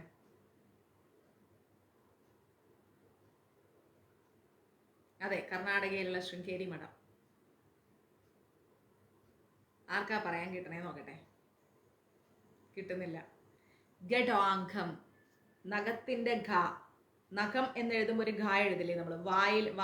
വാന്ന് എഴുതിയിട്ട് അതിൻ്റെ ഉള്ളിൽ ഇങ്ങനെ ഒരു ഇതിടുന്നത്. നഖത്തിന്റെ ഘ. ഇനി ട, പപ്പടത്തിന്റെ ട, അതിന്റെ അടിയിൽ ഇങ്ങനെ എല്ല് തിരിച്ചിട്ട് ഘടാംഗം. ഗംഗയുടെ ഘ. ഈ ഘടാംഗം എന്ന് പറയുന്ന ഒരു മരക്കഷ്ണത്തിന്റെ മുകളിൽ കയ്യും വെച്ച് ആ കാളപ്പുറത്ത് കയറിയിരുന്ന് ഇനി ഉടുക്കുന്നത് എന്താ മഹാദേവൻ? മൃഗത്തിന്റെ തോല്. പുലിത്തോലല്ലേ അദ്ദേഹം ഉപയോഗിക്കുന്നത്. മൃഗത്തിന്റെ തോലും എടുത്ത് കയ്യിലൊരു കോടാലിയും കരുതി ദേഹം മുഴുവൻ പൂശുന്നതാവട്ടെ എന്താ മഹാദേവന്റെ ശരീരം മുഴുവൻ, ദേഹം മുഴുവനുള്ളത് എന്താ? ചിതയിലെ ഭസ്മം. ചുടല ഭസ്മല്ലേ അദ്ദേഹം ധരിക്കുന്നത്, ദേഹം മുഴുവൻ അദ്ദേഹം ധരിക്കുന്നത്. ചുടല ഭസ്മവും ധരിച്ച് ആഭരണമായിട്ട് അദ്ദേഹം എന്താ ഇടുന്നത്? കൈകൊണ്ടുണ്ടാക്കിയ മാല, അല്ലേ? ആഭരണമാക്കി ധരിക്കുന്നതോ ധരിക്കാനോ എന്താ ഉണ്ടാക്കുന്നത്? മാല, ആ മാല കൊണ്ടുണ്ടാക്കിയ മാല എന്ന് പറയും. അതുപോലെ സർപ്പം, അല്ലാതെ വജ്രവും മറ്റേ സ്വർണവും ഒന്നും ഭഗവാൻ ധരിക്കുന്നില്ലല്ലോ. തലയോട്ട് കൊണ്ടുള്ള കുറെ സംഭവങ്ങൾ, ഇതൊക്കെയല്ലേ ഭഗവാന്റെ ആഭരണങ്ങളൊക്കെ ആയിട്ട്. സർപ്പം, ഇതൊക്കെയല്ലേ ഭഗവാൻ ഉപയോഗിക്കുന്നത്. മറ്റേ രുദ്രാക്ഷം, അല്ലാതെ സ്വർണവും വെള്ളിയൊന്നും ഭഗവാൻ ഉപയോഗിക്കുന്നില്ലല്ലോ. ഉണ്ടോ? അതൊന്നുമില്ല. ഇനി ഭഗവാൻ പോകുന്ന സമയത്ത് ഒരു പാത്രം പോലും ഭഗവാന്റെ കയ്യിലില്ല. എന്തെങ്കിലും ഒരു മനോഹരമായ വെള്ളിയുടെയോ അല്ലെങ്കിൽ സ്വർണത്തിൻ്റെയോ പാത്രമുണ്ടോ ഭഗവാന്? അതും ഇല്ല. ഭിക്ഷാപാത്രമായിട്ട് ഭഗവാൻ ഏതെങ്കിലുമൊക്കെ ഭാവത്തിലൊക്കെ പോകുമ്പോൾ ഭിക്ഷാപാത്രമായിട്ട് കൊണ്ടുപോകുന്ന എന്താണ്? തലയോട്ടി. തലയോട്ടിയാണ് ഭഗവാൻ ഭിക്ഷാപാത്രമായിട്ട് ഉപയോഗിക്കുന്നത്. ഇങ്ങനെയുള്ള ഈ സങ്കല്പത്തിൽ ജീവിക്കുന്ന, അല്ലെങ്കിൽ നമ്മളുടെ എല്ലാം ഉള്ളിൽ ആ മഹാദേവന്റെ രൂപത്തിൽ ഇരിക്കുന്ന ആ മഹാദേവനാണ് സർവേശ്വരനായിരിക്കുന്നത്, ഇല്ലേ? ശിവസങ്കല്പം. ഈ ഒരു ശിവസങ്കല്പത്തെ ഒന്ന് ഉള്ളിലേക്ക് എടുത്തു നോക്കിക്കേ. ഒരു വയസ്സായ ഒരു വലിയ കാളപ്പുറത്ത് ഭസ്മമൊക്കെ, ചുടല ഭസ്മമൊക്കെ പൂശി, സർപ്പത്തിനെയൊക്കെ ആഭരണമാക്കി, കുറെ രുദ്രാക്ഷങ്ങളെല്ലാം ഇട്ട്, നിങ്ങൾ ആ ഒരു സിമ്പിൾ മെത്തേഡിലേക്ക് ഒന്ന് ആലോചിച്ച് നോക്കിക്കേ. ഗഡാങ്കം പോലെ ഒരു മരത്തിന്റെ മുകളിൽ കയ്യും വെച്ച്, ഒരു തലയോട്ടി ഭിക്ഷാപാത്രമായിട്ട് ഉപയോഗിച്ച് ഇങ്ങനെ പോകുന്ന ഭഗവാൻ കിടക്കുന്നത് എവിടെയാ? വെണ്ണീറില്, ഭസ്മത്തില്, ചുടല ഭസ്മം, ചാമ്പല്, ഇതിലാണ് ഭഗവാൻ കിടക്കുന്നത്. എന്നാൽ ഇങ്ങനെയുള്ള ഭഗവാന്റെ ഭാര്യയായിരിക്കുന്നത് ആരാ? ലോകൈക സുന്ദരിയായ പാർവതി ദേവി, അല്ലേ? ഈ ലോകൈക സുന്ദരിയായ പാർവതി ദേവിയുടെ പതിയാണ് ഈ മഹാദേവൻ. അമ്മയേക്കാൾ സൗന്ദര്യം ആർക്കുണ്ട്? ആർക്കുമില്ല. അങ്ങനെയുള്ള സുന്ദരിയുടെ ഭർത്താവാണ് ഈ മഹാദേവൻ. എന്നിട്ടോ ഊർധ്വരേതസാണ്. ഏറ്റവും വലിയ ധനികനായിരിക്കുന്ന കുബേരനാണെങ്കിലോ മഹാദേവന്റെ ഭൃത്യനാണ്. ഏറ്റവും വലിയ ധനികനാണ് കുബേരൻ. ആ കുബേരൻ ആരാ? മഹാദേവന്റെ ഭൃത്യൻ. ചിന്തിച്ചു നോക്കണം. ഭൃത്യന്റെ കയ്യിലോ കോടാനുകോടികൾ, കണക്കില്ലാത്ത കോടികൾ. ആ കുബേരൻ ഭഗവാന് ഭൃത്യനാ, സർവന്റാ. എന്നിട്ട് ഉടുക്കുന്നത് എന്താ? ഇത്രയും വലിയ ധനാഢ്യനായ ഭൃത്യനുള്ള സ്വാമി ഉടുക്കുന്നത് എന്താ? മൃഗത്തിന്റെ തോല്. നെറ്റിയിൽ ഉഗ്രമായ അഗ്നിയാണ് ഭഗവാന്റെ നെറ്റിയിൽ. തൃക്കണ്ണല്ലേ? തൃക്കണ്ണെന്ന് പറഞ്ഞാൽ അഗ്നിയാണ്, ഉഗ്രമായ അഗ്നിയാണ്. തലയിലോ ശീതളിമയാർന്ന ജലം, ഗംഗാനദി. നെറ്റിയിൽ ചൂടും തലയിൽ നല്ല തണുപ്പും ഭഗവാന്റെ. ശിവസങ്കല്പം ചിന്തിച്ചു നോക്കിക്കേ. ഇതൊക്കെ കൂടിച്ചേർന്ന ഒരു സങ്കല്പമാണ് ശിവസങ്കല്പം. ഒരു വ്യത്യസ്തമായ ഒരു സങ്കല്പം, അല്ലെ? ധ്യാനിക്കുന്നതിനനുസരിച്ച് കൂടുതൽ കൂടുതൽ കൂടുതൽ കൂടുതൽ അർത്ഥങ്ങൾ നമുക്കിങ്ങനെ മനസ്സിലാക്കാൻ പറ്റും. ധ്യാനിക്കുന്നതിനനുസരിച്ച് ഭഗവാന്റെ ആ ഒരു അർത്ഥം നമുക്കിങ്ങനെ ഉൾക്കൊള്ളാൻ പറ്റും. എന്നിട്ട് ഇതൊക്കെയാണ് ആ മഹാദേവൻ. ഈ കാലത്ത് നമ്മളാകട്ടെ നിസാര വിഷയത്തിനാണ് തെറ്റിപ്പിരിഞ്ഞു പോകുന്നത്. ചെറിയ വിഷയങ്ങൾക്ക്, ആ വിളക്കണം, ചെറിയ വിഷയങ്ങൾക്ക് തെറ്റിപ്പിരിഞ്ഞു പോകും. ഏത് ബന്ധങ്ങളായാലും ശരി. പക്ഷെ പാർവതി ദേവി മഹാദേവനോ തെറ്റിപ്പിരിയുന്നില്ല. ഒരു വല്ലാത്ത ബോണ്ടിങ് ആണ് അവർക്കിടയിൽ. സ്ത്രീധനം പോരാന്ന് പറഞ്ഞിട്ട് കച്ചറ കൂടി പിരിയുന്നവരുണ്ട്, സൗന്ദര്യം പോരാന്ന് പറഞ്ഞ് പിരിയുന്നവരുണ്ട്. ഇവിടെ സൗന്ദര്യമോ സ്ത്രീധനമോ ധനാഢ്യമോ ആഭരണങ്ങളോ ഒന്നും മാനദണ്ഡമല്ല. രണ്ടുപേരും രണ്ട് എൻഡിലാണ്, പാർവതി ദേവിയും മഹാദേവനും, അല്ലെ? പണമില്ലെങ്കിൽ ഭർത്താക്കന്മാരിട്ട് പോകുന്ന എത്ര ഭാര്യമാരുണ്ട്. മറ്റ് കാരണങ്ങൾ വിട്, ചില കാരണങ്ങൾ നമുക്ക് പറയാൻ കഴിയില്ല. എന്നാൽ ധനത്തിന്റെയോ സൗന്ദര്യത്തിന്റെയോ പേരിൽ കളഞ്ഞിട്ട് പോകുന്ന എത്ര ഭർത്താക്കന്മാരും ഭാര്യമാരും ഉണ്ട്. നമ്മൾ ന്യൂസിൽ വായിച്ചിട്ടില്ലേ? പാമ്പിനെ കൊണ്ട് വരെ കടിപ്പിച്ച് കൊന്നിട്ടുണ്ട്. സൗന്ദര്യം പോരാന്നും അല്ല ധനം പോരാന്നും പറഞ്ഞ് എന്താ ഉണ്ടായത്? വിസ്മയ കൊലക്കേസ് വരെ ഉണ്ടായിട്ടുണ്ട്. ചിന്തിച്ചു. പക്ഷെ ഇവിടെ മഹാദേവനോട് പാർവതി ദേവി അങ്ങനെ പറഞ്ഞിട്ടില്ല. നിങ്ങൾ എന്തിനാ ഇങ്ങനെയൊക്കെ നടക്കുന്നത്? നിങ്ങൾക്ക് കുറച്ച് നല്ല വസ്ത്രം ധരിച്ച് നടന്നോടെ എന്ന് ഒരിക്കൽ പോലും ദേവി ചോദിക്കുന്നില്ല, പറയുന്നില്ല. അവിടെ ദേവിക്ക് സൗന്ദര്യം ഒന്നും പ്രശ്നമേ അല്ല. ധനവും പ്രശ്നമല്ല. കുബേരന്റെ കയ്യിൽ എത്ര ധനമുണ്ട്, കുബേരൻ ഭൃത്യനല്ലേ, എന്നിട്ട് എന്തിനാ മൃഗത്തോലെടുത്ത് നടക്കണമെന്ന് ദേവിയും ചോദിച്ചിട്ടില്ല. ഞാൻ ഇങ്ങനെയൊക്കെയാണ്, അതുകൊണ്ട് നീയും ഇങ്ങനെ ആയിരിക്കണം എന്ന് മഹാദേവനും ദേവിയോട് പറയുന്നില്ല. ഞാൻ മൃഗത്തോലൊക്കെ കൊടുത്ത് ഇങ്ങനെ ചാമ്പലിലൊക്കെയാണ് കിടക്കുന്നത്, അപ്പൊ നീയും ആഭരണ വിഭൂതിഷ്ഠിതയായി നടക്കരുത് എന്ന് മഹാദേവനും പറയുന്നില്ല ദേവിയോട്. അതെ, കടമാണെന്ന് പറഞ്ഞു പോകുന്നവരുണ്ട്, എന്തെല്ലാം തരത്തില്. അപ്പോ അങ്ങനെയുള്ള എന്താ പറയാ, ഈ കാലത്ത് മഹാദേവന്റെയും പാർവതി ദേവിയുടെയും കാര്യം നമ്മൾ ആലോചിച്ച് നോക്കിക്കേ. അതാണ് അർദ്ധനാരീശ്വര സങ്കല്പം അല്ലെ? അർദ്ധനാരീശ്വര സങ്കല്പം അതാണ്. മഹാദേവന്റെ വാഹനം ഒരു കാളയാണെങ്കിൽ അല്ലെ, മഹാദേവന്റെ വാഹനം ഒരു കാളയാണെന്ന് പറഞ്ഞ് നമ്മൾ പഠിച്ചു. ഭാര്യയുടെ വാഹനോ പാർവതി ദേവിയുടെ വാഹനോ കടുവ. ഒരു രക്ഷയില്ല, കടുവ ഈ കാളയെ കൊന്നു തിന്നു. ആലോചിക്കേ. മഹാദേവന്റെ വാഹനം ഒരു കാളയാണെങ്കിൽ ദേവിയുടെ വാഹനം ഒരു കടുവയാണ്. ഈ കടുവ വന്നു നിന്നാലുള്ള ആ ഒരു ഗാംഭീര്യവും കാള വന്നു നിന്നാലുള്ള ഗാംഭീര്യവും ആലോചിച്ച് നോക്കിക്കേ. നമ്മൾ ആദ്യം പേടിക്കല് കടുവേനെയാണ്. കടുവയുടെ ഭക്ഷണമാണ് ഈ കാള. എന്നിട്ടും അവിടെ യാതൊരുവിധ വലിപ്പ ചെറുപ്പങ്ങളും ഇല്ല. ഇനി മക്കളുടെ കാര്യം ആലോചിക്കുകയാണെങ്കിൽ, മഹാദേവന്റെയും ദേവിയുടെയും മകനാണ് സുബ്രഹ്മണ്യ സ്വാമി. സുബ്രഹ്മണ്യ സ്വാമിയുടെ വാഹനം എന്താ? മയില് അല്ലെ? ഈ മയിലിന് തന്റെ ആഭരണത്തിന് വിരോധമാണ് എന്ത്? നാഗം. മഹാദേവന്റെ മയില് എന്ത് ചെയ്യും? പാമ്പിനെ കണ്ടാ കൊത്തിക്കൊണ്ടുപോകും. അപ്പൊ മഹാദേവന്റെ ആഭരണത്തിന് വിരോധമാണ് എന്ത്? മയില്. ആ മയിലാണ് സുബ്രഹ്മണ്യ സ്വാമിയുടെ വാഹനം. ഇനി അടുത്ത മകൻ എന്താ? ഗണപതി. ഇല്ലപ്പ കഴി. അടുത്ത മകനാരാ? ഗണപതി. ആ ഗണപതി ഭഗവാന്റെ വാഹനം എന്താ? എലി. ചിന്തിച്ചോക്കണം, ഓരോ വൈരുദ്ധ്യങ്ങൾ ചിന്തിച്ചോക്കണം. എലി. എന്നിട്ടോ തന്റെ ആഭരണത്തിന്റെ ഇര. മഹാദേവന്റെ ആഭരണം നാഗമാണെങ്കിൽ ആ നാഗത്തിന്റെ ഇരയാണ് എലി. നാഗം എലിയെ കണ്ട വിടുവോ? തിന്നു ഇല്ലേ? ഉറപ്പായിട്ടും തിന്നും.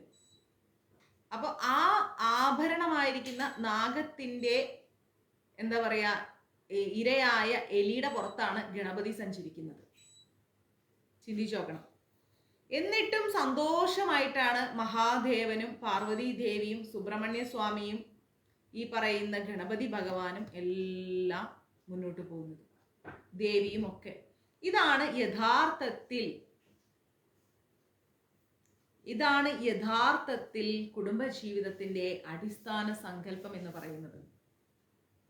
സീരിയസ്ലി 4 പേർക്കും 4 തരത്തിലുള്ള വാഹനങ്ങളും ആഭരണങ്ങളും ജീവിത രീതികളുമാണ്.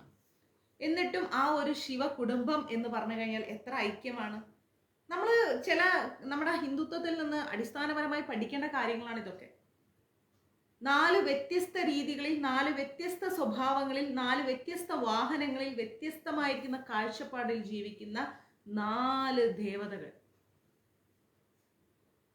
ആ ശിവകുടുംബത്തിന്റെ പവിത്രത ആലോചിച്ച് നോക്കൂ. എന്ത് പ്രശ്നങ്ങളും പ്രയാസങ്ങളും ഉണ്ടാവുകയാണെങ്കിലും ഭാര്യയും ഭർത്താവും കുട്ടികളും സന്തോഷമായിട്ട് ജീവിക്കുക തന്നെ വേണം. ഇതാണ് ശിവകുടുംബം നമ്മളെ പഠിപ്പിക്കുന്നത്. ഇതാണ് ശിവകുടുംബം നമ്മളെ പഠിപ്പിക്കുന്നത്. ഇടയ്ക്കൊക്കെ വഴക്കും വക്കാണൊക്കെ ഉണ്ടാവും, ഇല്ല എന്നല്ല, അതൊന്നും സാരമില്ല. അതൊക്കെ ഓരോരോ വഴികൾ കണ്ട് അതൊക്കെ സോൾവ് ചെയ്ത് നമ്മളങ്ങ് പറഞ്ഞ് ശരിയാക്കിയാൽ തീരുന്ന പ്രശ്നങ്ങളേ ഉള്ളൂ. ജീവിതത്തിൽ ഇനി മുഖത്തേക്ക് നോക്കാതെ പരസ്പരം ശത്രുക്കളെ പോലെ നമ്മൾ ആരോടും ജീവിക്കരുത്, ഒരാളോടും ജീവിക്കരുത്. അത് കുടുംബത്തിന്റെ ഐക്യത ഇല്ലാതെയാക്കും. അത് കുടുംബമല്ല. പരസ്പരം വിദ്വേഷികളായി ജീവിക്കുമ്പോൾ അത് കുടുംബമല്ല. മനസ്സിലായില്ലേ? അങ്ങനെ ജീവിക്കുന്നത് ഒരിക്കലും കുടുംബമായിട്ട് നമുക്ക് കാണാനും പറ്റില്ല. അതാണ് നമ്മൾ ചിന്തിക്കേണ്ടത്, മനസ്സിലാക്കേണ്ടത്. ഓക്കെ, അപ്പോൾ ഇതാണ് ശിവകുടുംബത്തിന്റെ തത്വം എന്ന് പറയുന്നത്. ഈ തത്വം നമ്മൾ ഉൾക്കൊള്ളാൻ പഠിക്കണം. മനസ്സിലായി. ഇതൊക്കെ ഞാൻ വായിച്ച് ഇങ്ങനെ ഓരോ സ്ഥലത്തുനിന്ന് റെഫർ ചെയ്ത് കൊണ്ടുവരുന്നത് മഞ്ജരീസിൻ്റെ ക്ലാസ്സിലേക്കാണ്. അപ്പോൾ എങ്കിൽ മാത്രമേ നമുക്ക് എന്ത് കിട്ടൂ? മഞ്ജരീസിൻ്റെ കുറേ ക്ലാസ്സുകളിലൂടെ നമുക്ക് അറിവ് കിട്ടത്തുള്ളൂ. ഇപ്പം ശിവകുടുംബത്തിൻ്റെ തത്വം എന്താണെന്ന് മനസ്സിലായോ?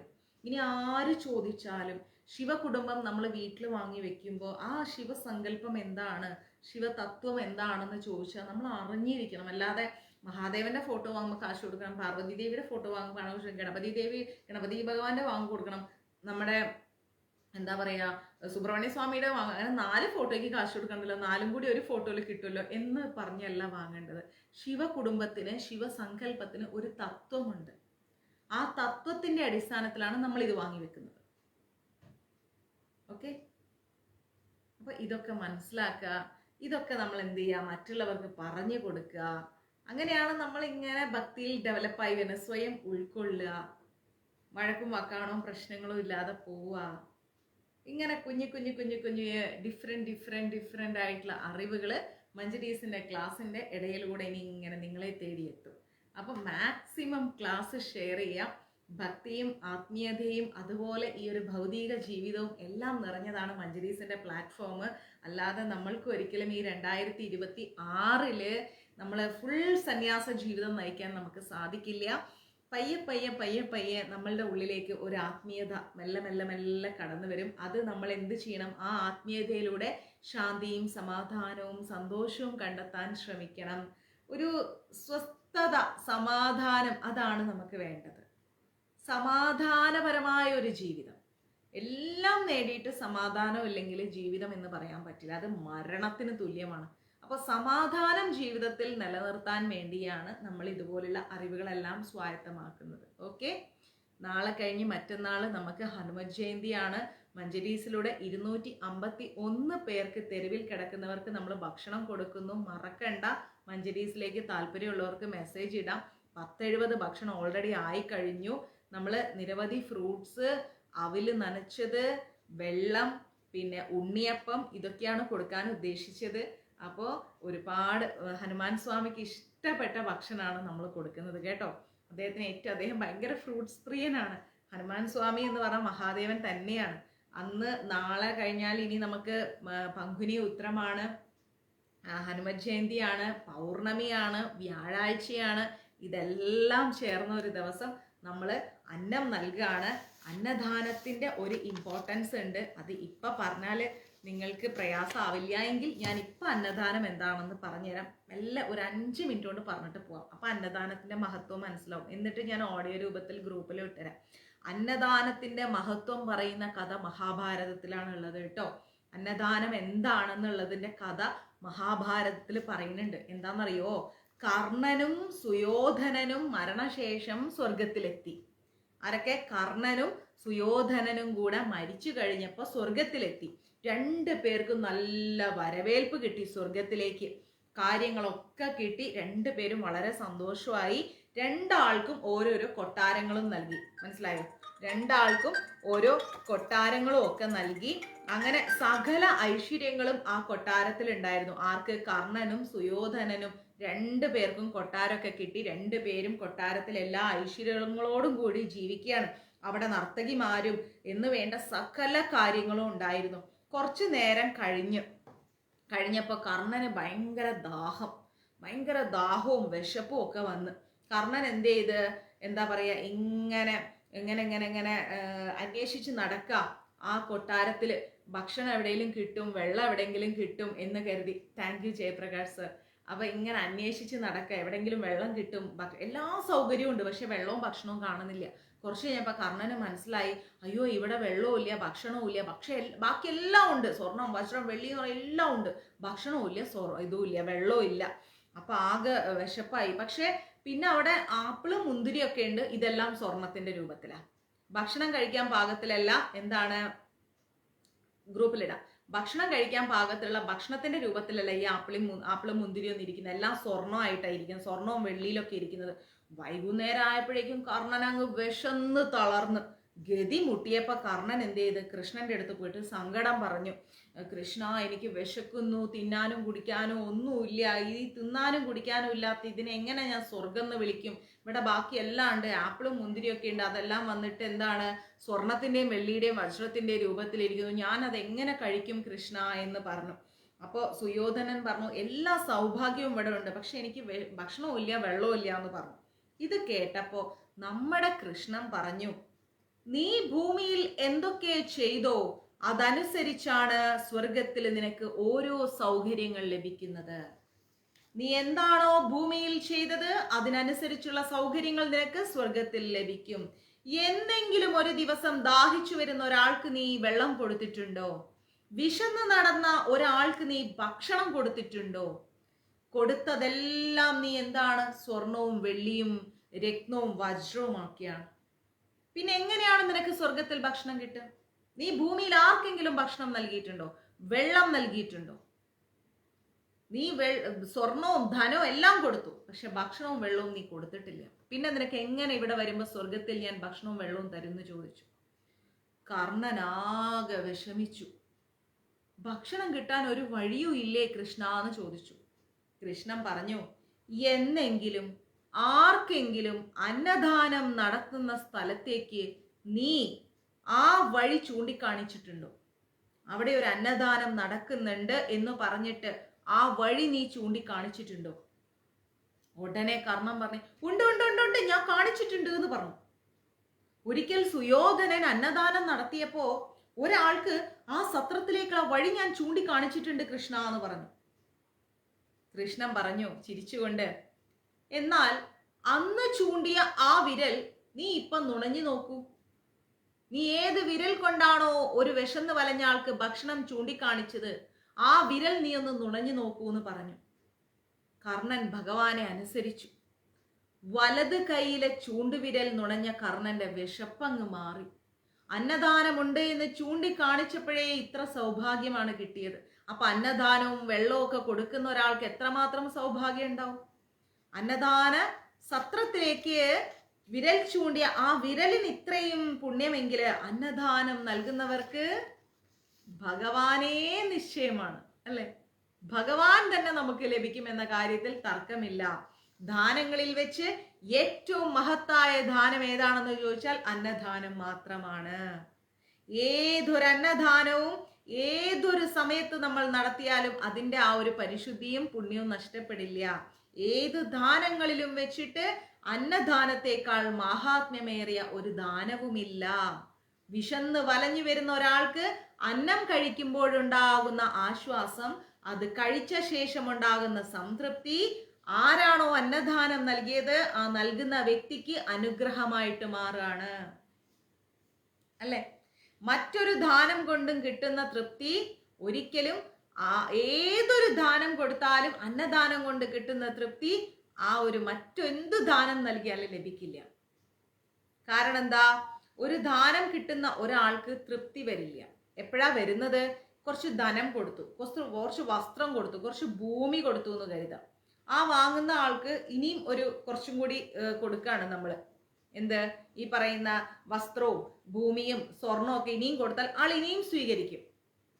കുറച്ച് വസ്ത്രം കൊടുത്തു, ഇനിയും വസ്ത്രം കൊടുത്ത എന്ന് പറഞ്ഞ് വീണ്ടും വാങ്ങും. ധനം കൊടുത്ത ഓ തന്നോളൂ എന്ന് പറഞ്ഞ് വാങ്ങിക്കും. എത്ര കൊടുത്താലും ഇതൊക്കെ കൂടുതൽ കൂടുതൽ വാങ്ങും. പക്ഷേ അന്നദാനം ലഭിച്ചാൽ, വിശപ്പ് മാറിക്കഴിഞ്ഞാൽ സംതൃപ്തിയോടെ പുഞ്ചിരിച്ചുകൊണ്ട് മതി എന്ന് പറയും. ദാനങ്ങളിൽ വെച്ച് മഹാദാനം അന്നദാനമാണ്.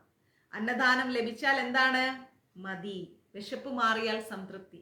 വിശപ്പ് മാറി ആശ്വാസം വരുമ്പോൾ ആരാണോ അന്നദാനം നൽകിയത് ആ നൽകുന്ന വ്യക്തിക്ക് അവർക്ക് കിട്ടുന്ന ആശ്വാസം അനുഗ്രഹമായിട്ട് മാറും. ഇതാണ് അന്നദാനത്തിന്റെ പ്രത്യേകത. അന്നദാനത്തിലൂടെ ദാനം ഏറ്റുവാങ്ങുന്ന ആളിൽ പരിപൂർണ സംതൃപ്തിയാണ് ഉണ്ടാകുന്നത്.